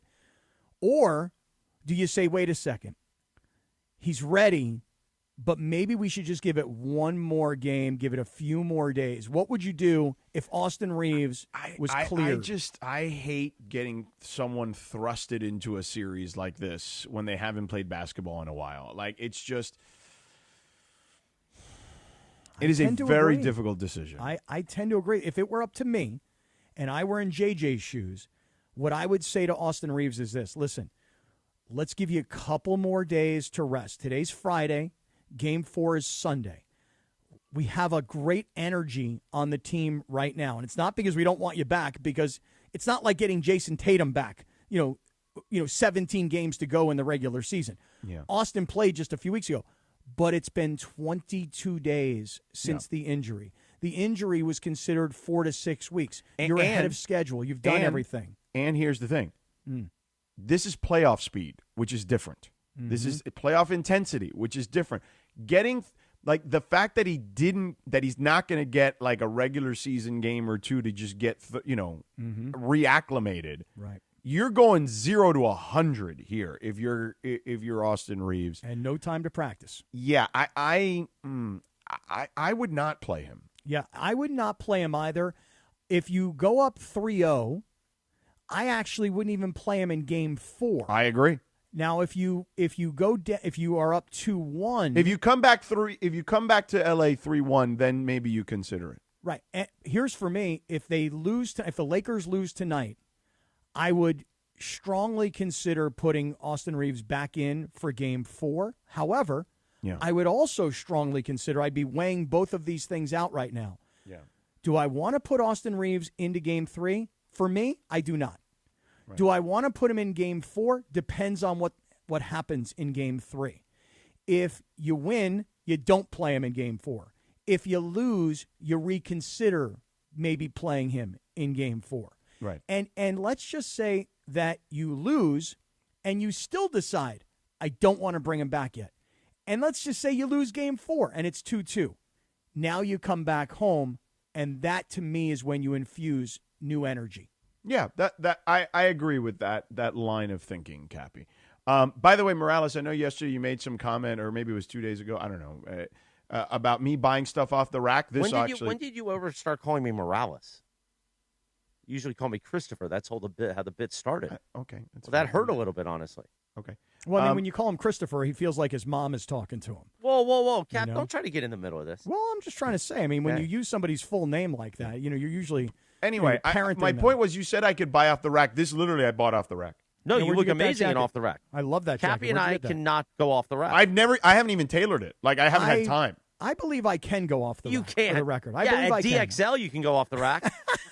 And by the way, Really? nothing wrong with DXL. I have bought clothes there. But wait a second. You keep putting us in the same category, and then you remind me, hey, you're not an Iron Man anymore, You're tough not. guy. Can you just admit it? I can't. Let me do a little therapy, because I've sat in years of therapy. Okay. I don't know if we have therapy music, and I know Sedano's got to go. But here's the thing. Tell me. The way you solve all your issues are because you're trying to be something you're not. Okay. You don't need to always be a nice guy because of stuff that went on in your past. Okay. So if you got to fire people, fire them. Okay. If you got to be a hard ass and you got to smack people around, do it. All right. If you got to say no to people instead of saying yes to everybody, then you've got all this anxiety that is about definitely your biggest problem. But what? I don't understand what this has to do with buying a jacket off the rack. I can buy a jacket off the rack. Because guess what? Now, that's also an excellent point. Because guess what?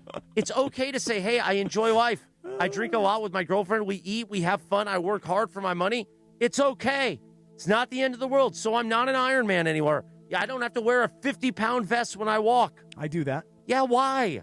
Because I'm getting extra exercise. I'm asking my body because to you're trying to to do be more. You're trying to be like, God, I don't want Rachel to break up with me because I look like a slob. Guess what? What? Nobody's perfect. You're an amazing, and I'm going to compliment you, which I shouldn't do based on everything you've done to me in the last month. Oh, yeah? But What have you're I an done? amazing, amazing talent. Oh. You have a gift that 99.9% of the world doesn't have. So just be happy with that. And if it's not enough for her, as they say in The Godfather, e fangul. And you know what, Cappy? You're a swell guy. A lovely fellow, even. I feel like I'm swollen. You know what I mean? Like, And maybe you were nice to me in my recovery because you were worried about your next contract. Or maybe you just genuinely loved me. I don't really know. But you sat there and walked with a guy in heart failure. You went to the dog every night because you knew that was all I could eat, the cardiac cob, and you're a good human being. So you know what? Don't worry about whether you can buy off the rack or not. We'll get Raj Kaswani in here, or who's the Wendy's guy? The guy in New York. I don't remember his name. Mr. Something or other. Izzy. I think his name was Izzy. Yeah. Izzy. We'll get Izzy or Sedano's guy in Miami. Everybody will make you suits. Carmelo. And then guess what? Nobody will ever know. That's why the Italians wear suits in the mob. Because everybody's curvy, baby. But under a three-piece suit, nobody knows. And by the time, as I used to like to say to everybody, by the time they know, the suits are already off and we're already doing business. All right. You know that when Sedano gives you he's a lovely fellow, that's a ringing endorsement. That's like when McVey said buddy. Buddy, Ty right. Simpson. I called him buddy like 3 times. Right. A wonderful, swell fellow. Right. All right. Sedano, travel safe. Whatever you're Tell doing. Sam Boney, is he there yet? Yeah, or no? yeah, Sam Boney, get in there. Hold on. I just want to say one thing before I go. All right. Sam Boney's getting his headphones on. All right. Can't wait to hear what this is going to be. He's on one cheek these days because of how the Kings are playing. Yeah. Because the Kings can't win a game. He's on one cheek. All right. Tell us when Sam Boney's in he's position. plugging in, this kid. Because George has something he has to say. Are you plugged in? There he is. There's the music. Sam Patesh, our Kings insider. Sam Boney now in studio. So, Sam Boney, boy. third period, as a family, we are gathered around the television watching a 2-1 deficit. And we're like, let's go. Go, Kings, go, right? Let's go. Let's turn this thing around. And then that third goal. Short-handed. Inexcusable. And literally, the entire family just looks like, all right, let's just watch That's it. It's over. Well, look, I will admit that it got interesting after that. It did. The last 5 minutes were really fascinating. But in that moment, I sounded like Sean McVey. Hi. Well, actually, you said Ty. We found out you said Ty. I heard you guys go through the forensics on that. It did sound like Ty. But at first it sounded, hi. Hi, Ty. But that's what it felt like in the building, George, the shorthanded goal. Of all the things, the Avs actually haven't scored a power play goal in this series, yet they have a shorthanded goal. Unbelievable. That's the worst possible thing. And on that play, Kempe must have felt terrible. So Kempe's out there. It's an interesting configuration the Kings are going with there. They're going with 5 forwards with no defenseman on the power play in that one, and Kempe has to play the point there. Yeah. And he whiffs on the shot, and the Avs are the other way. And then, insult to injury, it's off of Kempe's skate trying to get back and break it up. Yeah. That was, I mean, I hope you could explain to Mateo and Arya that they were trying very hard. It just wasn't going well. And it's a great team they're up against. Almost missed that open net shot, too, by the way. I mean, he was wide open, and instead of taking it all the way, he decided to shoot it from, just inside the blue line. Yes. And honestly, it was a left-handed shot from the right side of the rink, and he almost missed it to his left to the goalkeeper's right. Yes. It was really, really close to not going in. And Cappy, that's the 4th goal was that one. The empty netter did almost not go in. But on that one, there was a lot of controversy about how Forsberg was coming off the net. So in the goal the Kings scored to make it, so after Mateo and Arya were crying about the 3-1 deficit, the Kings come back on the power play. They score to make it 3-2. They had pulled Forsberg to make it a 6-on-4 instead of a 5-on-4. Right. Great play from, of course, Breadman, who's been awesome in this series. He makes the play. Kempe bangs it into the net right at the corner there. It's a 3-2 game. And then they pull Forsberg again with 2.5 minutes to go. But right as they pull him, Kempe is sending a very hard pass to Kopitar.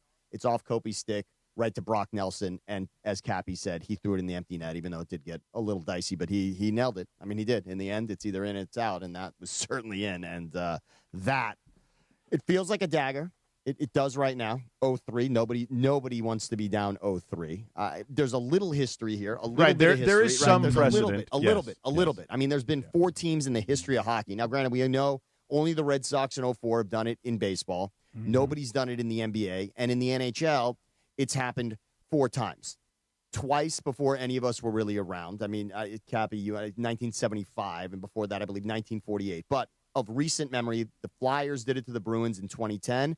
The Kings did it to the Sharks in 2014. They started their second Stanley Cup run losing the first 3 games of the playoffs to the Sharks, came back to beat the Sharks in 7 games, and went on to win the Stanley Cup against the Rangers in 5 games. So it has happened. I'm not gonna bank on that history here, but it can happen. And certainly Game 4 Sunday is the chance to root Kopitar on in the Kopi Tour. Let's get Kopi another win. Let's get another game. Let's take it back to Colorado. And by the way, good news. I think Bergman has the rally towel right now. Bergman, do you have one of these with me here? Yeah, I got you. I got you. So truly, I mean, in Angels fashion here, I would say the Rally Monkey towel is what we need now. Oh, it's upside down. So the rally towel with Kopi on it for the Kopi Tour. Game 4 tickets. We actually have tickets to give away today. You do right now. We got right now, right, Bergie? What do you want? Caller number 7 here? Caller number 7 right now, Sam. All right, because we need Bony. Game 7, right? So yeah. So Bony. Yeah. Hi. Yeah. So we need. Okay. So for a Game 7 to happen, obviously they got to win Game 4. Game 4 tickets Sunday, 1:30 p.m. Caller number 7 right now. Get in there. They're going to have another great giveaway on Sunday for 1:30 p.m. That game we're giving away.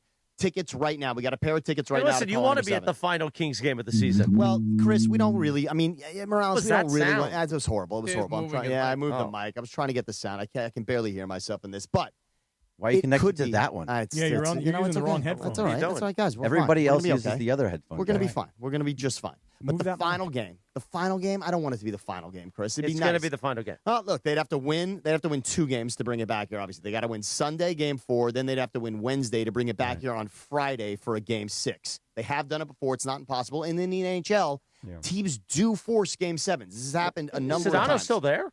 Yeah. Oh, no, he had to leave. No, he's I wanted to let Sam Boney finish. I didn't just want to leave without him finishing. I like that, George. Thank you very much for that. Mr. Boney. Sometimes you got to leave if they don't finish. That's great. Yeah. By the way, I see your playoff beard. You know, it's a thing. It's a little better than Cappy, right? Definitely better than Cappy. I got schmutz on my face, and I got nothing on the sides. I can't grow a beard like a real man. I've never been able to do it, and it really irritates me. But you know what else irritates me, Samboni? Is honestly knowing how well the Kings have played. Listen, in Game 1, there was a stretch, I want to say in the second period, where Colorado did not have a shot in 8 minutes. Yes. Okay? And then in Game 2, that was really the game that the Kings should have won, and they let it get away late in the game. They had a 1-0 lead, and then that pass came, and it went through the keeper's legs, and wide open guy on the other side, and then they wind up winning the game in overtime, and then they go 2-0. If they win game 2, this is the unfortunate part about it, and this is where the Kings are going to kick themselves when they lose this series, unfortunately. They are playing the best team in the NHL, and they're going toe-to-toe. But this is why, and I'll out. leave you with this. This is why you can't have all those overtime losses, right? True. This is why when you look at their season and their regular season, those are the games that come back to haunt you and bite you. And I'll leave it at that. Samboni, you're the best. I love you guys. I'll talk to you tomorrow. Sedano, if you can on your way out, I want you to just hear this because this was a caller, and I know how Sedano feels about callers. He's got to go. Right, so we'll get to it. That's all right. We'll hear it. I still want to hear it. It's a good one for Sedano. I think we should hear this. I'll listen. I'll be listening while I'm getting ready. You do your thing. I think you'll appreciate because I know how you feel about callers generally. And look, and if Briones has it, we can hear this. Last night, the disappointment, Cappy, and I'll get back to the game 2, but the game 3 disappointment. Somebody was calling out the Kings' effort last night on Kings Talk. And actually saying that Quentin Byfield, of all people, has not given effort in this series when he's really been the Kings' best player. And if you can see the second goal of the first goal the Kings scored last night, it was all Byfield. But I was so upset. This caller was actually saying there wasn't effort from Byfield. Just listen to this with the caller. Drew, who made the play? So, okay, Byfield was a benefactor who had the assist. No. Byfield created the play. Please go back and watch it. Okay, I'll go back in time and watch it. But I'm just saying, why are we paying this much money? First of all, you're not just saying. You're not just. By the way, I just want to, Drew. You're not just saying. You picked up the phone, you dialed the phone number, and you chose to say it in front of thousands of people on a radio show. You're not just saying. You're actually saying. You're actually saying. Yeah, I'm actually saying. Yes, and I'm telling you, you're incorrect. So I don't understand. I mean, calling out effort is just really brutal. It's tough to do. I mean, these guys are absolutely giving it all. And if you can see here the goal, Byfield absolutely makes the play on the goal. This guy's claiming Byfield did nothing in the game. That's absurd. And then I can't stand when people say that, Cappy. Oh, no. I'm just saying. What do you mean you're just saying? You're saying it out loud. We're recording it. Obviously, we're playing it back now. What do you mean you're just saying? You're telling it on a radio show that this guy didn't have effort, and you're just saying? I can't stand that. I cannot stand that, and I won't allow it. Well, it's Somebody's a jumping been going off to the point. JT the Brick School of Content. Got it in, Bergie. I got it in. Wow. You did. You did get one. You did get it. You didn't I know get it is day. a jumping off point, Samboni, when people are like, hey, just saying. Just saying? Just What are saying. you talking about just saying? And I'm just listening. And what you're saying is ridiculous.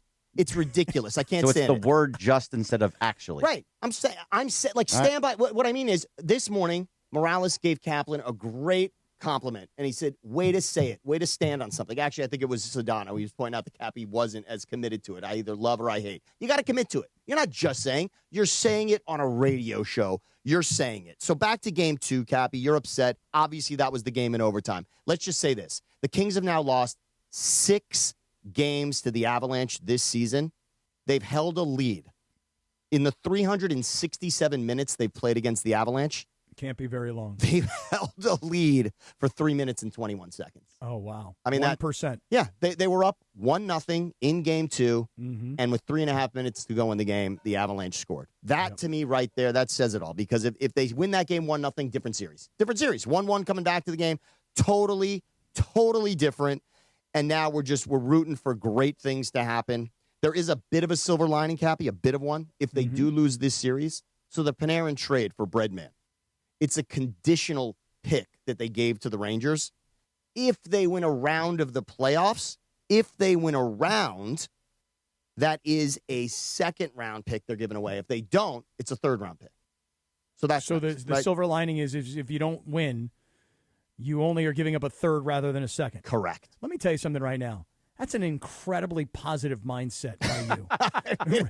Because honestly, that don't really do much for me. I'm digging. Look, I'm digging. I can tell you this much. The Ranger fans, they want the Kings. Yeah. They wanted the Kings to win this series. Of course they wanted to be a second rounder, and that's okay. And I'm trying to get it something. But on Sunday, I'm telling you, this is going to be a rocking house for Kopitar, the Kopi Tour. If it ends up being his final home game, obviously that is huge. But you got to be there. Anything is possible. We've seen it in hockey. They can win a game. And at this point, just root for them to win a game against the Avalanche. I mean, to not win a game against the Avs is just, it's tough. When they played this well for those first 2 games, it would be tough to see. Yep. But the unfortunate part would be this: win a game, be down 3-1, and then have to go to Colorado just to get your ass handed to you to get back on a plane. That's why when I'm saying about the Lakers, if the Lakers win tonight, I really think Houston will quit, because why does Houston want to get on a plane, go back to L.A. just to get beat? Well, they might have some breezes out here they want to see. that is a possibility. That could be. Hadn't thought about that. That could very well be. But for the Kings, there is history on their side. Number one, they've beaten a President's Trophy winner in the past, and they've come back from an 0-3 deficit. They'd have to do both of those things within the same series to win this one. But is it possible? So you're saying there's a chance. All I want to say is, you're saying there's a chance. That's it. So bottom line, that's what it is. I hope we're not talking Angels baseball, instead of Kings hockey in the future. I'm excited for the Kings. I still think there's something to root for here, and we'll root our asses off on Sunday. I mean, that's going to be a great one, a 1:30 game, and you can win tickets. If you want, Bergie, call number 7 again. Are we ready with the rally one more towel? time. One more time. Do it again. We got one more pair. We can give away one more pair. Let's get the rally monkey out, the rally towel, and let's do it. And by the way, for my Eagles, the Makai Lemon thing, I thought that was beautiful what they did to the Steelers. Here we go. That. I mean, you like the way they moved up there? And again, trade right with the in front of Cowboys. the Steelers. Yeah, and to do it with the Cowboys is great, by the way. By the way, hey, the Cowboys had a really good draft, too. The Cowboys, who are a team that doesn't need offense but desperately needs defense, the Cowboys went out and made some moves yesterday to get 2 really good defensive players. So if you're a Cowboys fan, I know a lot of Cowboy fans up in the Oxnard area because that's where they do their training camp. But if you're a Cowboys fan, you got to be pretty happy about what happened yesterday. If you're a Jets fan and you're just in pure desperation mode, you get 3 players. That was pretty good. Giants fans got a couple of picks. Yeah. So there were some we've talked all day long about the Rams and Ty Simpson because it was the questionable pick of the draft, at least for all the national people who are watching. But, Giants, Jets, Cowboys, all big drafts. And just one note, last time the Eagles moved up, traded with the Cowboys and got a wide receiver, Devontae Smith. So not bad history there on Makai Lemon. There you go. A lot of history lessons. There you go. Today. There you have it. All right, wave the rally towel one more time here for the Kopi Tour. All right, everybody? Let's go. Let's hope we're talking about, let's be talking about Game 6 next Friday, all right? Let's go. Well, I hope you're right. Hey, listen, one game at a time. Hey, let's win this game. That's it. Now we're down 3-1. Let's go there. We'll win this game, and now it's 3-2. Let's come home. Hey, let's win this one. 3-3. And then let's just see what happens. And Kuzi played. I like that. Kuzi's back in the lineup. We got Kuzmenko, so we'll see. The Russians. Chris, you play the Russian music for that one. Sam Boney, Sam Batesh, our ESPN LA Kings insider. Thank you so much, Sam Boney. The Sedano and Kap Morning Show made possible always by Jacob and Ronnie. If you're injured in an accident, call Jacob 800-345-6789. That's 800-345-6789. Or call Jacob.com. Friday, 9:46. Time for our final producer Lindsay segment of the week. We like to play a TV theme, and my favorite TV theme of all time. That's because on this day, actually tomorrow, April 25th, back in 1992, The Growing Pains and Who's the Boss aired their final episodes. Of course, the theme song from Growing Pains. You can follow her at Lindsay Baseball on Twitter or Instagram. Thanks to our sponsor for the Lindsay segment, Hernandez Wholesale Flooring. If you're in the market for new flooring, shop at Hernandez Wholesale Flooring, where every day is a deal, no gimmicks. Call 866-62-FLOOR or go to HernandezWholesaleFlooring.net. No sale beats wholesale. Take it away, producer Lindsay. Thanks, Christopher. All right, so, Cappy, I know you've been talking about this a lot lately, but the long-awaited Michael Jackson biopic officially opens in theaters today. Tonight, yeah.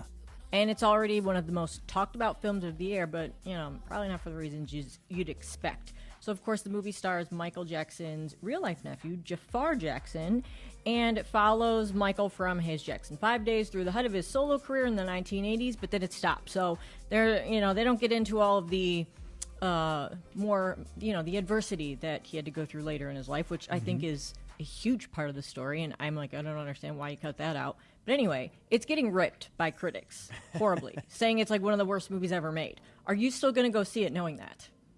So my game plan was to go see it tonight. Mm-hmm. Don't know that that's going to go down. Is it because of that? No.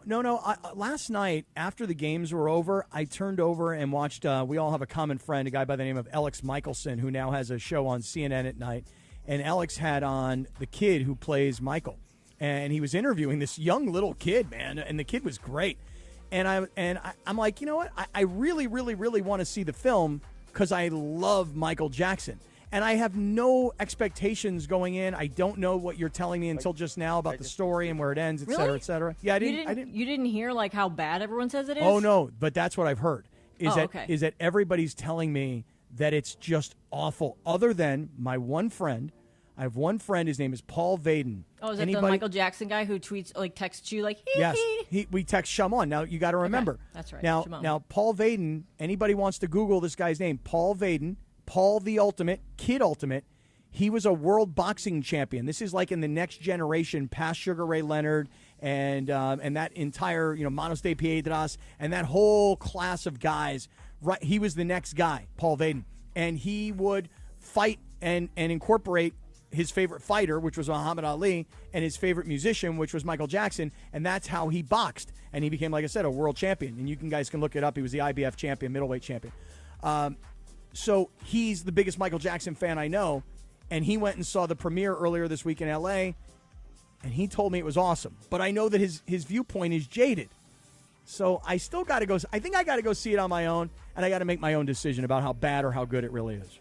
Well, I mean, the fact that they don't, I guess they did originally have all of the controversial stuff in the movie, but then the state, of course, who approved it, and obviously with the star being Michael's nephew, they made them cut it all out. They said they didn't want that in there. So, I mean, but it's a part of the story of right, his life. It's a big part of it. If you're going to do a biopic, you do a biopic. Right. So, where does it end? It's just like, okay, he That's just died one day. That's what they did with Bob Marley too. So that Bob Marley biopic was no good.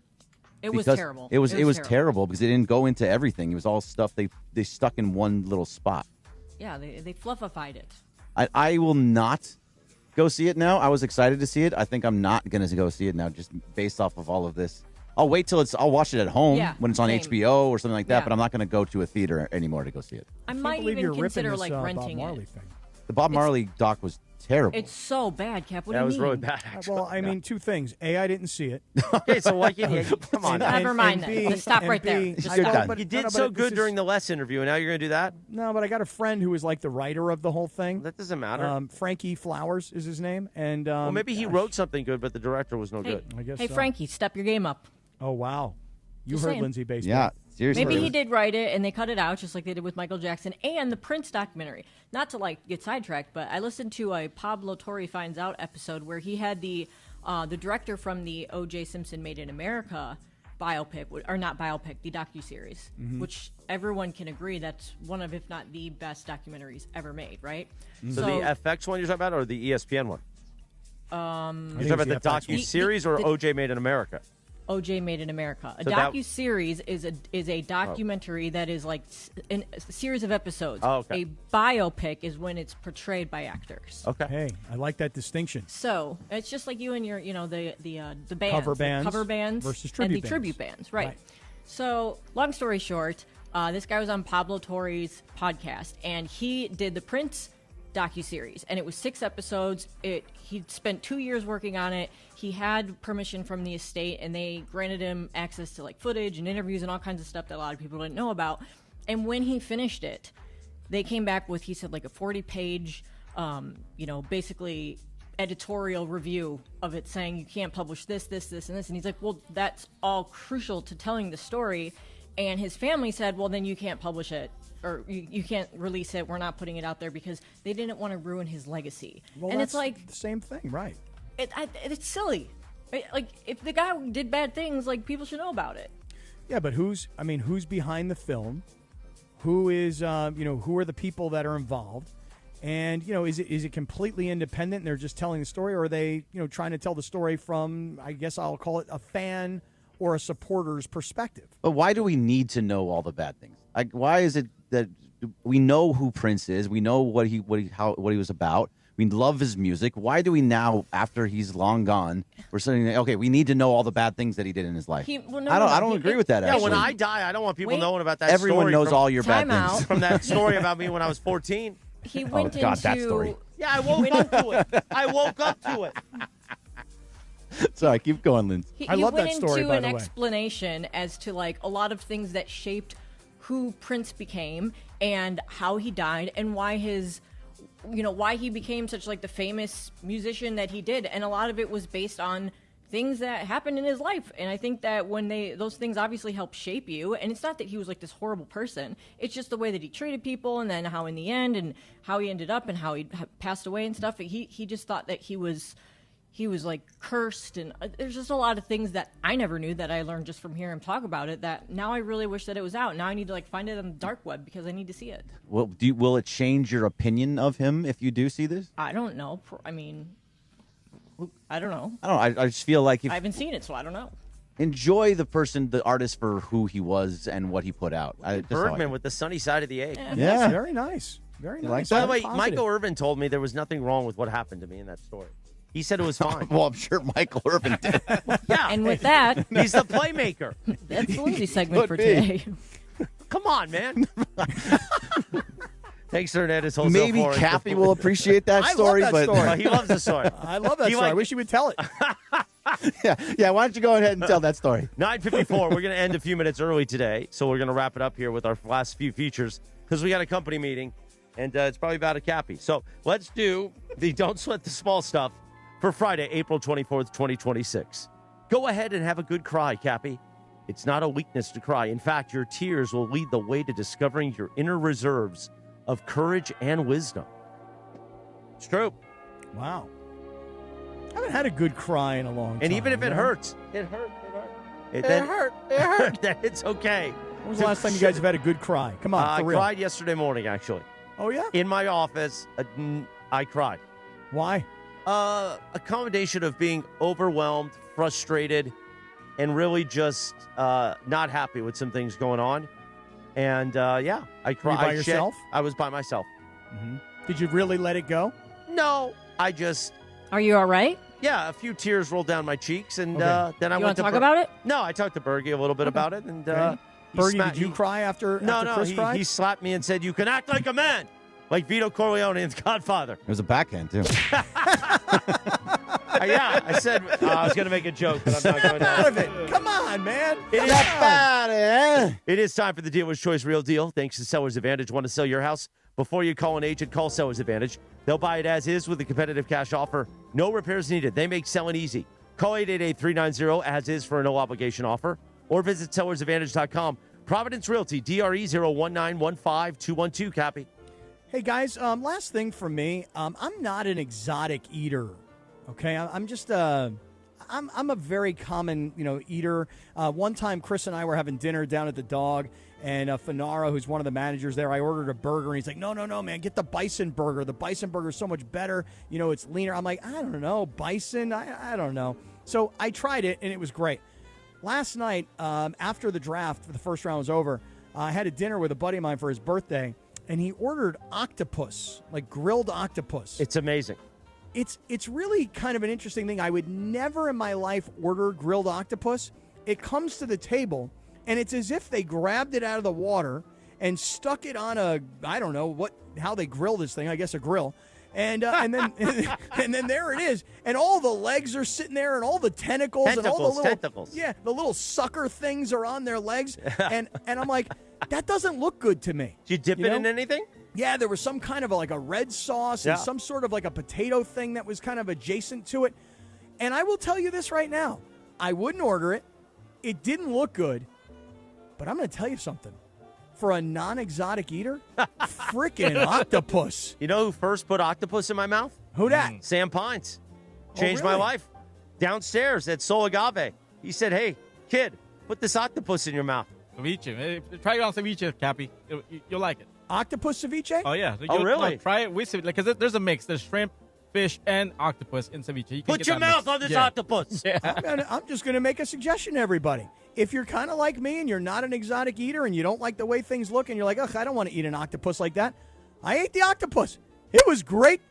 Octopus. Nothing wrong with that. I liked it. You know who's not an exotic eater? Oh. DeAndre. He's not an exotic eater. No, he is not. On that note, Come on, man. It's been quite a week, everybody. Have a great weekend. Enjoy the NFL draft. Enjoy Lakers Rockets tonight. Go Lakers. Go Kings go. I don't think they're going to, but that's fine. And we'll see you back Monday morning at 7 a.m. for the Sedano and Kap Morning Show. Lindsay, I don't know if you're still in Cleveland next week or you're back with us, but great job this week from Cleveland. Yes, Travel absolutely. safe, and we'll see everybody Monday morning, Jack.